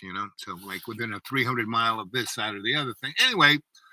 I didn't make it to New Orleans, but my friends down there said it was good that you didn't, because this year it was very strange because there was a lot of gun violence, and it really put a strangeness on Fat Tuesday. So I was, and it wouldn't have mattered, because where I would have gone was. Did you ever go down to New Orleans for Mardi Gras? Not for that, no. It was scary enough not being Mardi Gras. Yes. But did you ever make it to any of the side parishes, like 50 miles from New Orleans down by the bayous and stuff? No, I went through once, drove through when I was moving to LA, and then another time, actually both times I was moving, but the one time we actually spent like an afternoon there. But I never enjoyed the feel of it. I really didn't like all those people. It was dirty. It felt seedy. It was not something I really enjoyed, to be honest. And the first time I drove through by myself, I actually got attacked by a whole group of African Americans, rushed to my car. And it was like a scene out of a movie. Sometimes I don't even believe it happened, but I know it did. I was not drinking or smoking weed. And I pulled my little Honda. Actually, it was a brand new Toyota Celica. This was when I dropped out of college, 1987. I'm like 19 years old, and said, fuck it all. That's after I tried to kill myself, and said, my parents were like, why are you so unhappy? I was like, I'm bored here. I want to go to live. And they're like, well, do what you want to do, so you don't want to kill yourself. And I moved out to LA by myself and drove that car. And when I pulled into New Orleans, to some little gas station, like outside the city, just at dusk. Like literally, as I'm trying to pump my gas, a swarm. It was like a riot of people rushing at my car, and I just barely got in enough. I could have died. It really like a scene of the movie, and I pulled out, trying not to hurt anybody, but just to get out alive. It was one of the scariest moments of my life. Well, that neck of the woods is you have to go there and be with people who come from there. Exactly. That's what some people told me after the fact when I would tell that story. They'd be like, "Oh yeah, well there's certain parts you don't want. If you're white, you don't go there." Right, and And that- pretty much all of New Orleans and also the parishes. So I know I met a bunch of people who came from there and in New York and in North Carolina and other places. And then when they went back, and also earlier years, did you ever hear of the Gray Rabbit? I know a little bit, but I'm not sure. It's like a hippie bus line, basically, right? Okay, yeah. And the guy who started it, Lester, he was a maniac. He came from Maine, and he was a motorhead, right? He fixed buses, school buses, and Greyhound buses. He was, magic with a diesel motor, and he was maybe, I don't know, 10 years older than me. And I was living in this loft in Tribeca before it was Tribeca on Duane Park. And he had bought a building. And what he was doing was he started a religion, the World Community Consciousness Church. So he could have a bus lines where he didn't need all of those, state and federal. Because if you're a church, you can move people all over the country going to different church things, right? So you don't need any of those, tax numbers and all that kind of.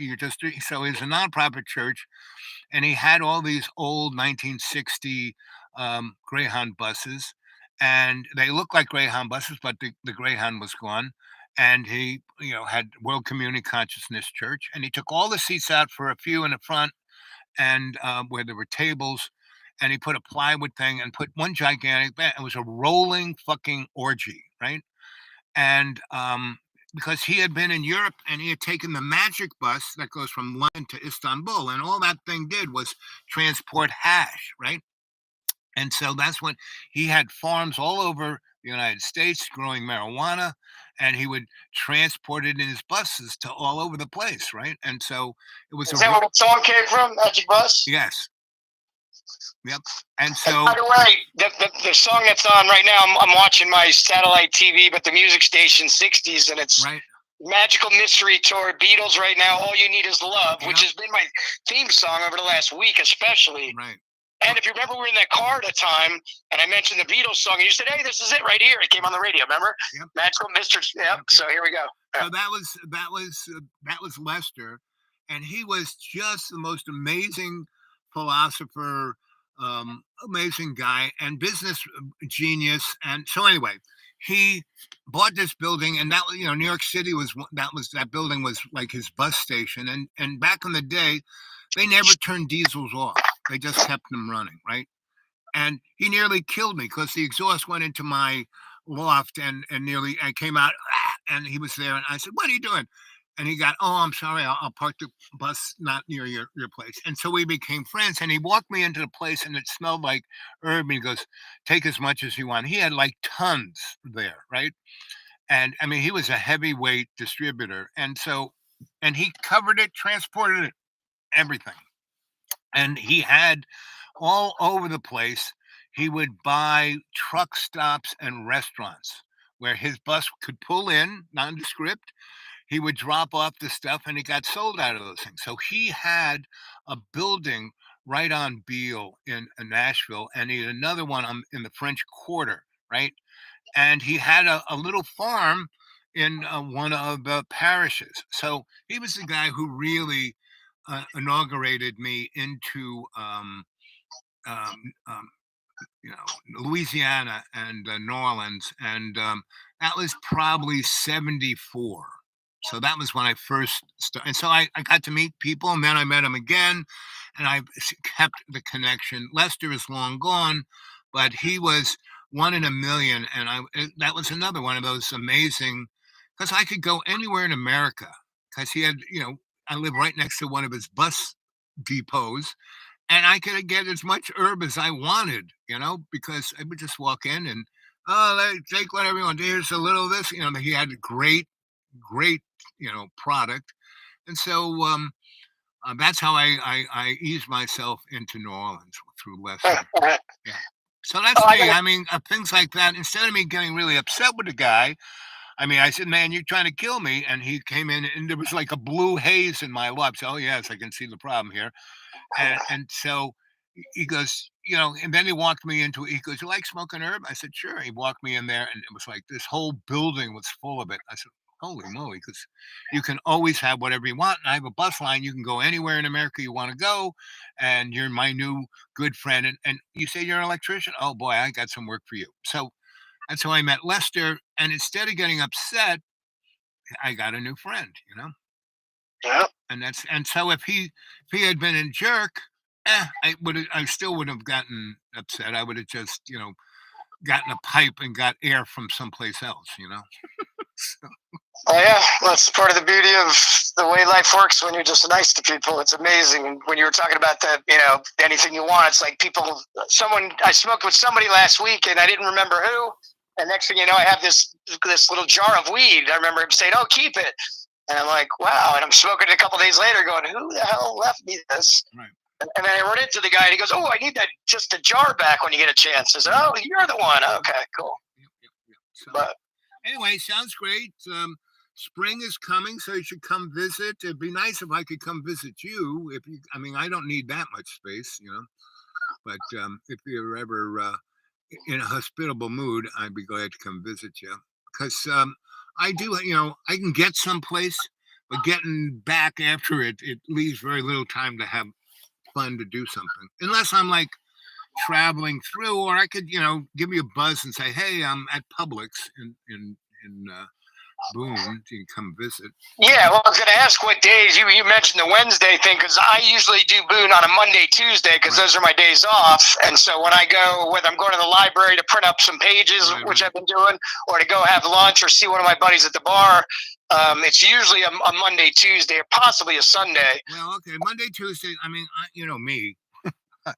I really have no place to be. So Yeah, Monday, you're right, wide open. right. I'm wide open. So But I was thinking that, so I was thinking next time I'm in Boone, I'll just go check and see if you're there. But Wednesday's definitely out for me because I work Wednesdays. and I'm not always there every Wednesday. But so this Monday, tomorrow, I'm going to be in Boone.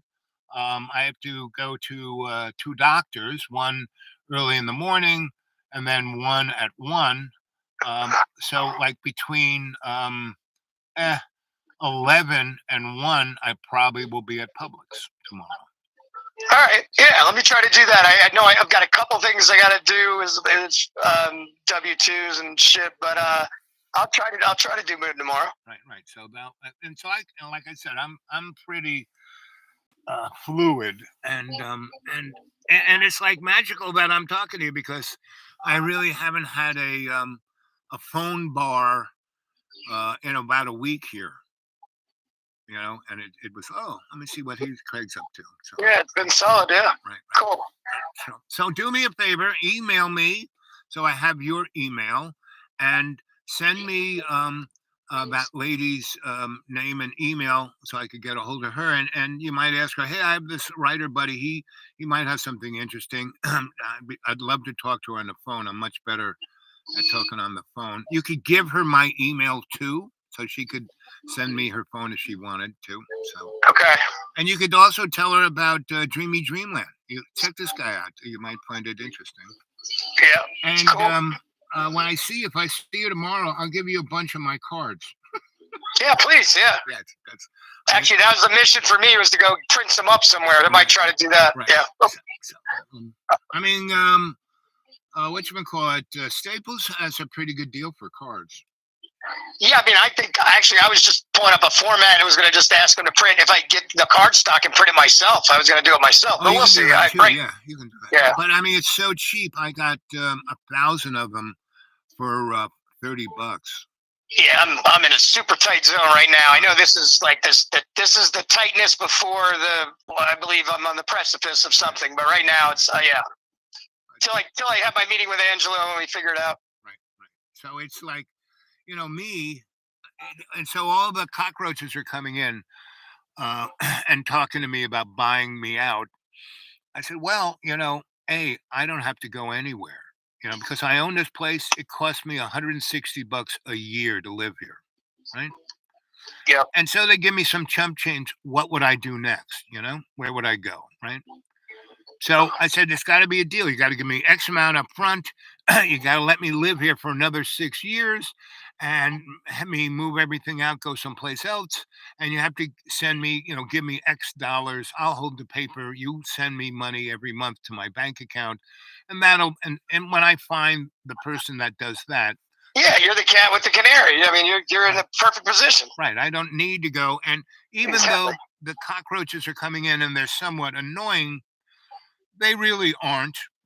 And there are more. So this one guy, he's a Floridian. I call him, um, Colonel Sanders, because he brought, he had a, what I think he is a lesser version of Angelo, right? Not even close. Not doesn't have the skill, the talent, the charisma, any of the above. Or the money, yeah. But his mom is basically he bought the house at the end of the cul-de-sac for 160 grand cash, right? So he didn't have that cash because I have no money, and he bought another 10 acres over in the Tweaker meth land of Apogi for 30 grand, and so he keeps buying shit. But he is always getting over on people. So these people are desperate for cash. He bought this guy's boat, $5,000, right? He gave him $800 and then didn't give him another penny. And the guy was like flabbergasted. He couldn't believe that, right? So he does shit like that. And he brought with him two white boy tweakers from Miami to be his slaves. Yeah, you told me the guy who bought your bus, right? Yeah, he's right. And it's still there. And he's got, when it was super cold, he told the tweakers just to live in the forest. It was like 60 degrees below zero. So, get in the bus. It's got a wood stove. Keep yourself warm. So Yeah. so but that shit is semi annoying. But it's also amazing. It's like I don't need television. I just watch Well, this shit. that's what I was going to say. And I was going to say, we all have short memories about things, but remember, you drop the word loneliness from time to time, so you might have manifested those people to come out here. Now you get to watch everything. Now you can have some people to talk to shoot the shit. Right, exactly. And when you get tired of that, then you'll take the money that you want and you'll go. Right, exactly. So you're in a perfect position. Right, yeah. So they're not really annoying, and everything they do that most people would go to war on, they destroyed the road. Well, it didn't bother me. My car has a small wheelbase, so I could tiptoe up the hill. But they had big vehicles, and so they had to fix the fucking road. Right? Exactly. Yeah, your road was pretty much shit to begin with. Right, so. Exactly. I mean, it was okay for me because I don't rush up it. I do it at it scared me with my car many times. I thought, Right. It's right. So. I have a 4-wheel drive. It's 9 inches off the ground, so it's the perfect car for that road. It makes it up no problem. But he is, so he does shit. He came onto my land and he cut a big swath so he could put his equipment on my property without even asking me, right? But before he even showed up, I said, one day I'm going to have to clear this out because it'd be good to do this, this, and this. So that's what he took out. So he cleared it out for me. And then he put his equipment there. And this is like a rainforest. So it rained and rained and rained last year. And all of his equipment ran into the mud.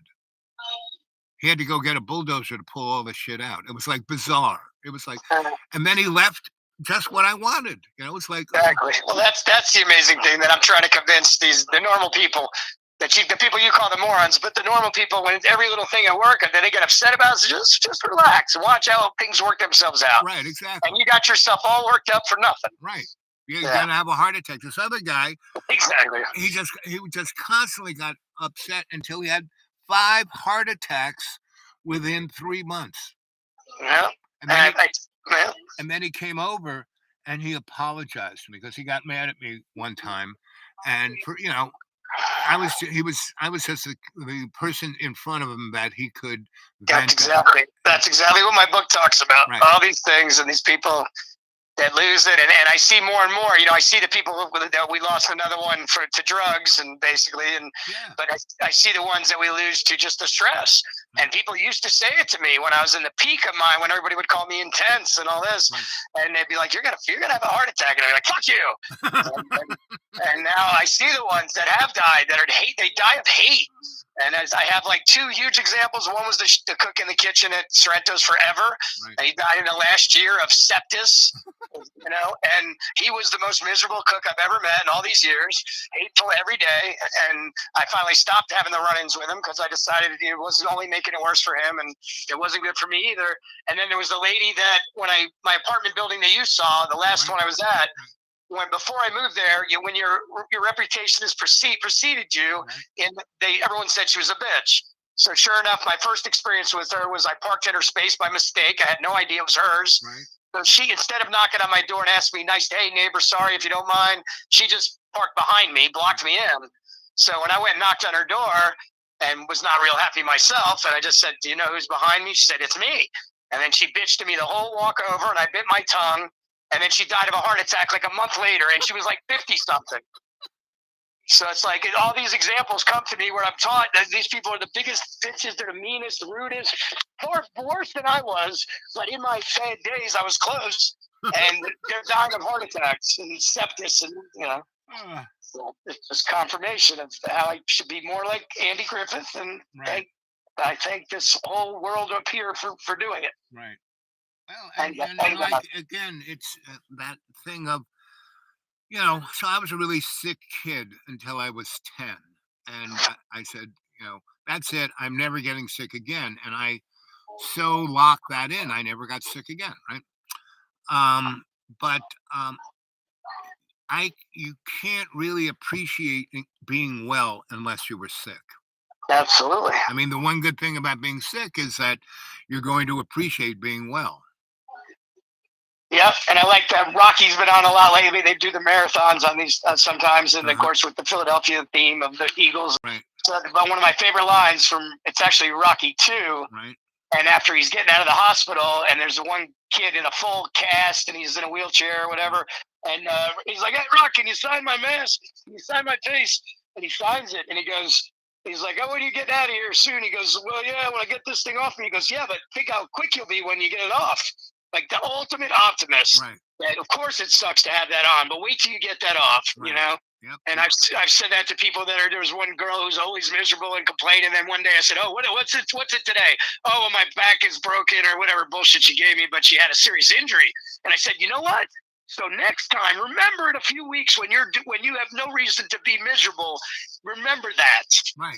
And she didn't. I still couldn't get to her. I tried so many times with her, but even then, when she didn't have a reason to complain, she was just as miserable. You're just as miserable with a broken back as you are every fucking day. Right. Because you find the worst thing to think about all day. So, you know, I do the opposite.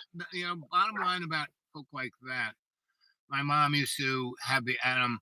You can drag a horse to water, can't make it drink, right? That's one of the biggest things we use in that exact case, yes. And the other side of the coin is I'm Mr. Fix-It. I can fix anything electric, anything political, anything, you name it, I can fix it.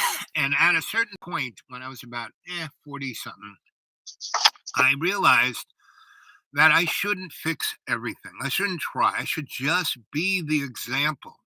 And when I can fix something, when someone asks me to fix them, when they want some help, I can do that. But by trying to force it on people, almost karmically, it's not a good thing. Yeah, I'm still working on that, but yes, I know it's true, and that's what I tried. I said that to the girl yesterday, the one who's going to help me today. I said, because the other girl at work was so miserable, so obviously outwardly miserable, and I just... not hourly, but you could on her face, you know. But I said, and the other one got it. The younger one, the one I'm meeting with, what's her nuts, said she laughed when I said, some people you just can't. Some people just choose to be miserable, and you can't. All you can do is sow a seed. That's all you can do and hope that works. But that's it. Yep. And I did that. And I put my book in front of, which I'm doing now. I put my hard copy in front of people. Sometimes, especially the really miserable ones, but to anyone, and the ones who are, 99%. are like, wow, oh yeah, wow. And the ones who just shun it, I can tell they're just so not ready. They're so miserable, and they don't like to see anybody other than miserable people Yeah, right. because it shows how miserable they are. And see, the next lesson is not to judge. Oh, I know. Which is another hard one. Of course it is. To not judge, and you have to be, and that's where you have to focus on. My two little mantras are conscious intent I am, conscious intent I am, conscious intent I am, own. And I do that 3 times. And each time I say that, I do it in a breath. I take a big breath in, breathe it all out, and then take another breath in, and then do that conscious intent I am, conscious intent I am, conscious intent I am, own. And what it does is chemically it puts the oxygen in the right places in your brain and in different organs, and you feel much better, and you are focused on that thing that you have your conscious intent on, right? Right. And the other is conscious awareness I am, conscious awareness I am, conscious awareness I am. Oh, you do the same thing. And those are my mantras all day long. And what they do is it gets you to be your best rather than you trying to project a dynamic of where you're going to help someone be their best. You know what I mean? And Yeah. in reality, once you really get into that Mojef, you are not needing to fix that person.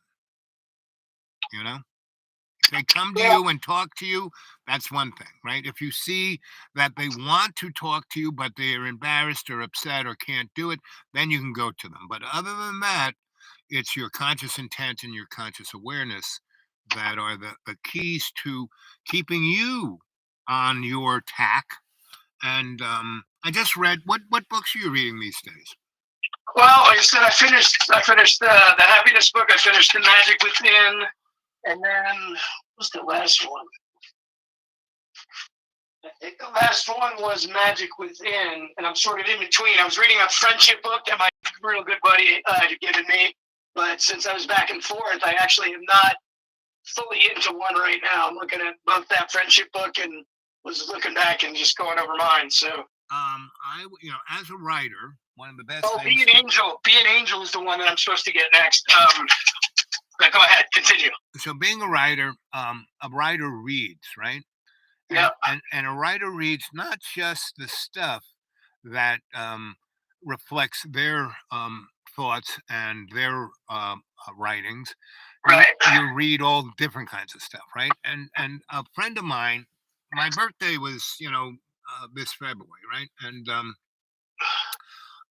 when I was doing the homestead thing in New York, I had this 128 what I called my godchildren, kids that I would see that, they didn't have parents, they didn't have things, they were getting into gangs, they were doing and I would grab them and say, no, you're not going to do that.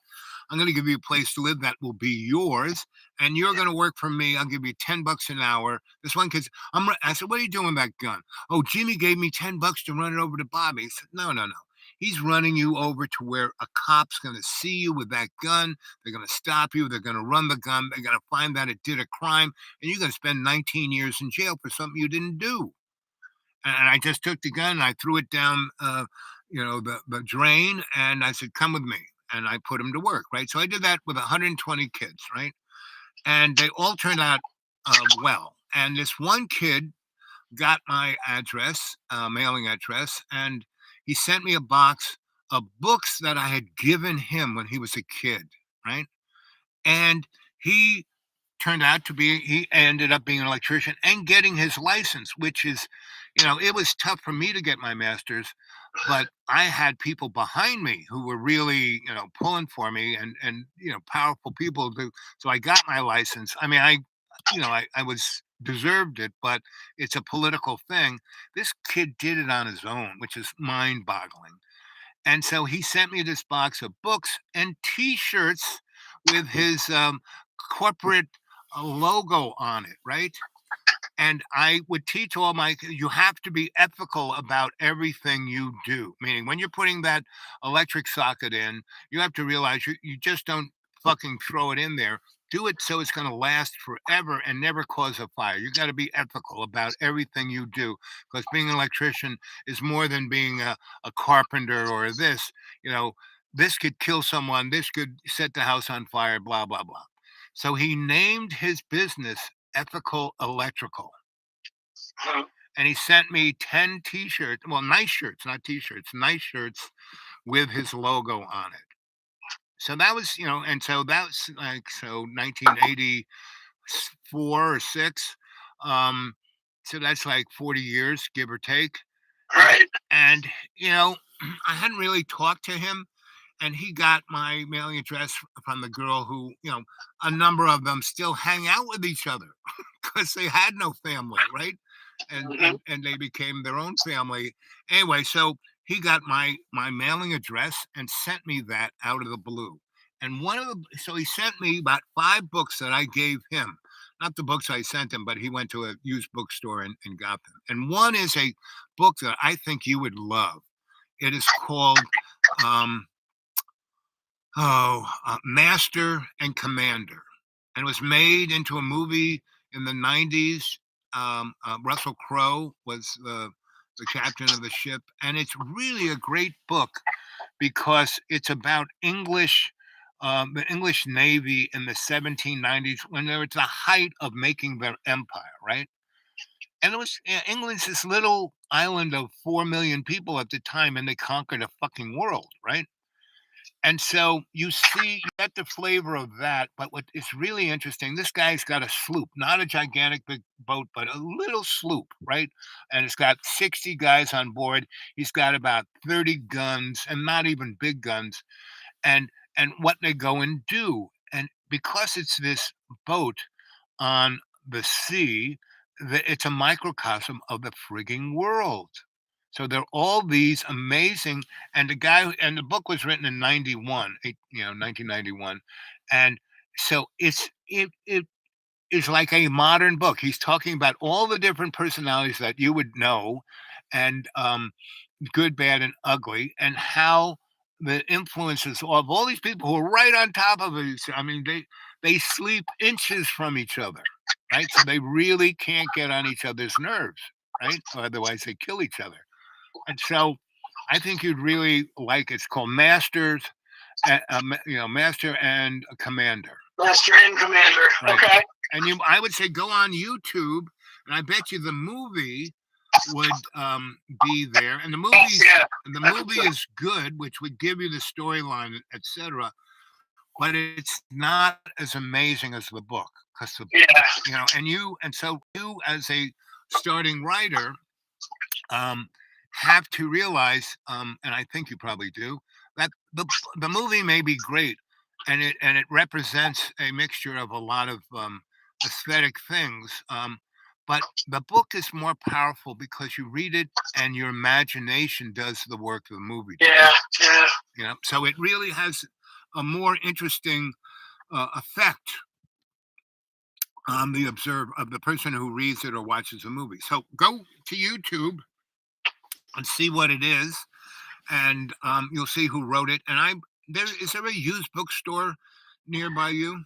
There's actually an exchange now we have, so that would probably be as good a place as any to take a look. I would bet you dollars to donuts that it's because that was a very, very popular book. Millions were printed up, and like I said, as a literary tool, a thing that you could learn from, it's truly amazing.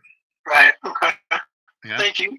Because I think the next step you need to take, so you kind of need, as my observation of you, and your growth as a writer, not just do self-help books, which I would say your book would fall into that category, correct? Definitely. That's what it is. Yeah. Right.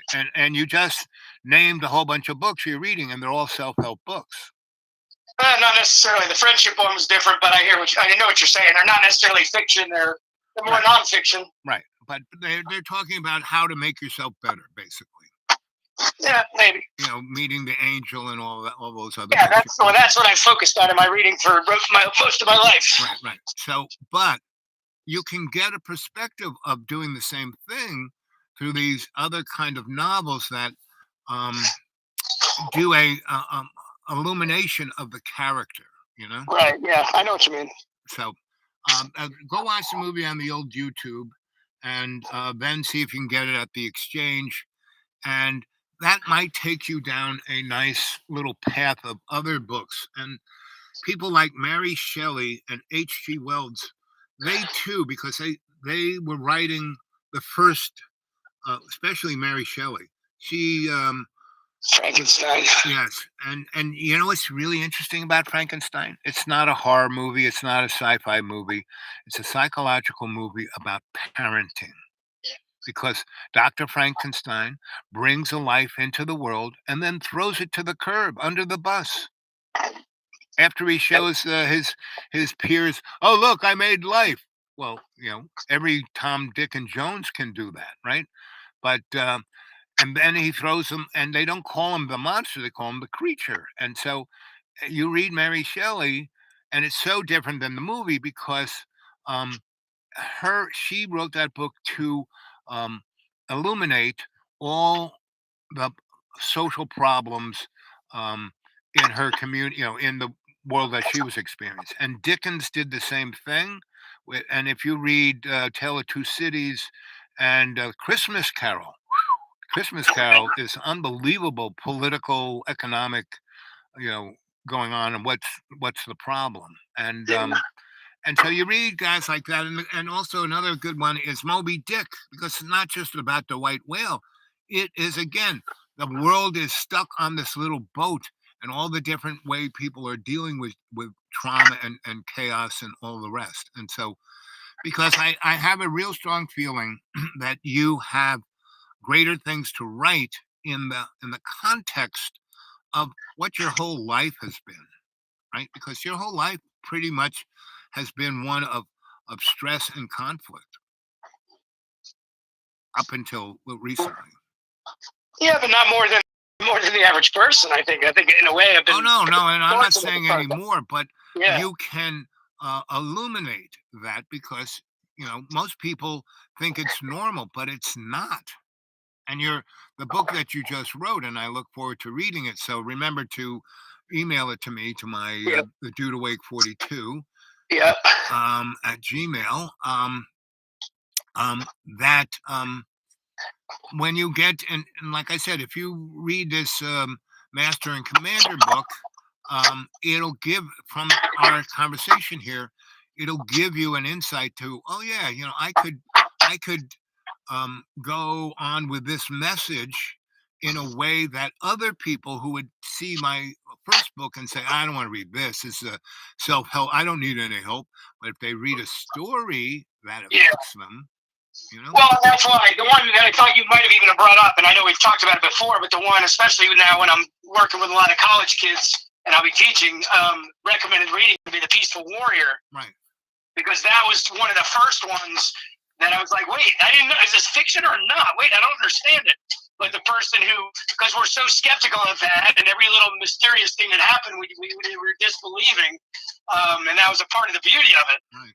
And so now I could see that was one of the first, because I would say I don't read fiction, and that was one that I did cross over. Right. And the Celestine Prophecy also. Yeah. So yeah, so I guess that might be. I talked to both those guys, and especially the Celestine Prophet guy, because a good chunk of what he writes about took place in the mountains around Asheville, and not just Asheville, but around where you are in Banner Elk. But really, did you ever go to Little Switzerland? I have been there, yeah, just a little afternoon. And that place he describes up in the mountains up there is right there off of Forest Road 472. And he came in, you know, it was I don't know if the bookstore is still in Asheville, but there was you know, back when Asheville was groovy, there was a great bookstore, and they always brought writers in to speak, and he came and spoke.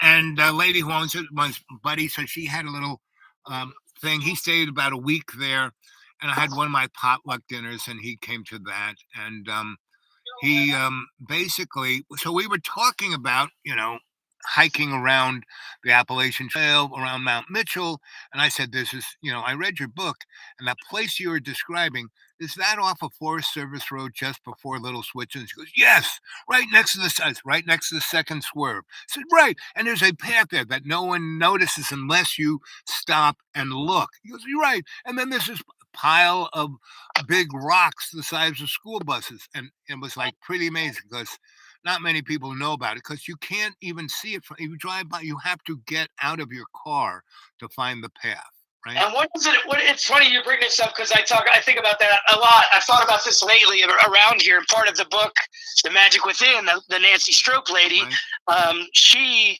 that struck me in such a beautiful way that not only is she going through what I'm going through as far as the synchronicities and the connection with the universe and all that, but the fact that she would talk about these places that I could go see, and one of them is on my list, which is called Sitting Bear, which is over there in Pinola, not far from here. Yeah.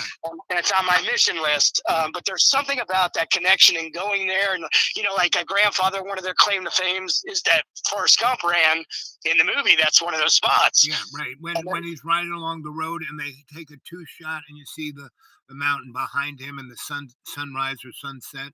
Yes. Yeah, well, he's one of those he's running up the hill. Right. Solo, but there's something. It's amazing how there's that connection that feels so special. Savannah, people take the picture of that where he sat on the bench, and I do find that there's something ethereal about that, about going to that spot and connecting that with, especially when it's something in your childhood, but anywhere along the way, and the nostalgia and the feelings about it. There's something about that. So knowing that and there's books written and then go finding that spot.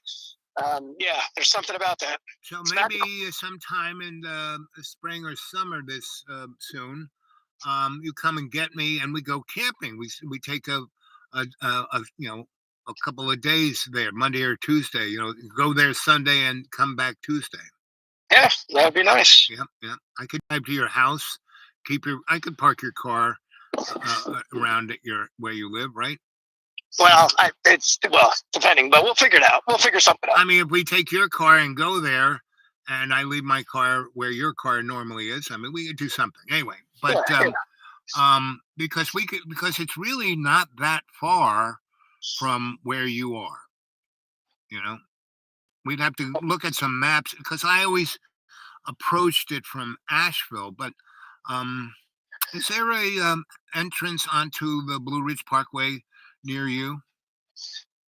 The Parkway, yeah, the entrance is up just past Grandfather, so that's yes, down like 15 minutes from there. 321. Yes. What is that town at the bottom of the hill? At the bottom of Grandfather. Yeah, the 321 down at the bottom. Yeah. 321 stops here at Banner. I don't know. Linville is probably what you're talking about. Linville, yes, right.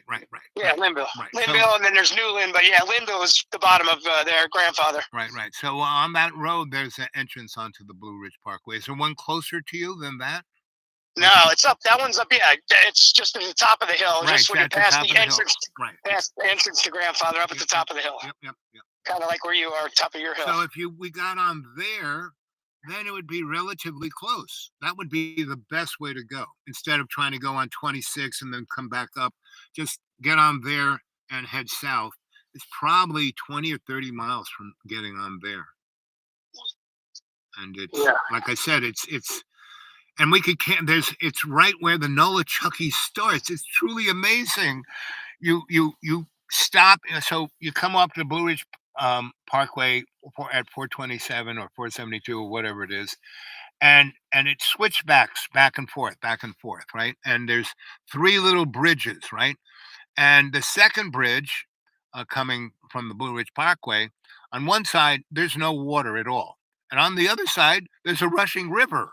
It just appears, and that's where you pull over. There's a little, and you can't even see the place you can pull over. But if you stop there and kind of look over left, you can see, oh, look, there's actually a place where a couple of cars can pull over. And then you get off there and you walk to like the bottom of where that is. Oh, look, there's a path here. And you take that path in, and it's a great place to go camping. And it's like you don't even need a sugar cube, you know. Yeah. But if you did, it would be even more amazing because then you'd see the Cherokee walking out of the hills from 1432. So anyway, good talking to you. So send me your thing. I'd love to read what you got. And if you're ever thinking about dedicating that book, you could put me up there. I could use a dedication. And so, because I am your Sensei Al Bob. Yeah. See, I'm outside standing under these trees. I'm gonna just get the feel here a little bit. Is it foggy and misty where you are? Yeah, it's quite magical actually. I walked earlier out here and I didn't have my phone, but now I love days. This is what other people say, it's nasty out, and I go, man, you're missing out. Yeah.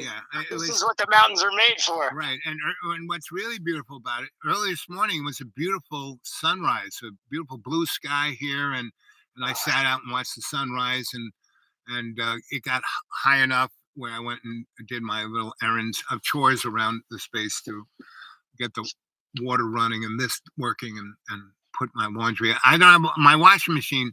I have to wait till it gets warmer because I had to take it all apart to fix it again. But so how I wash my clothes these days, just put them outside, spritz soap on them, and then when it rains, it actually does a pretty good job of washing them. My dryer still works, so I then throw them in the dryer. So that's how I clean. How I clean. All right. Well, I'm sending you a picture when I get off of exactly what it looks like. Our little cloudy, little gorgeous town. Yep. Sounds like a plan. And yep. But great talking to you. We'll talk soon. Yep. Okay. Later, buddy. All right. Bye. Love you. Bye.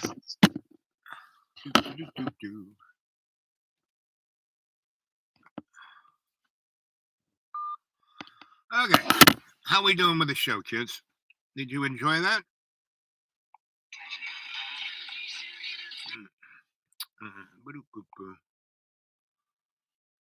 Oops. Okay. So that conversation was an hour long. Let's see what the gang has to say. You've been chatting. Let's see. I have to get rid of this stuff here so I can read the chats.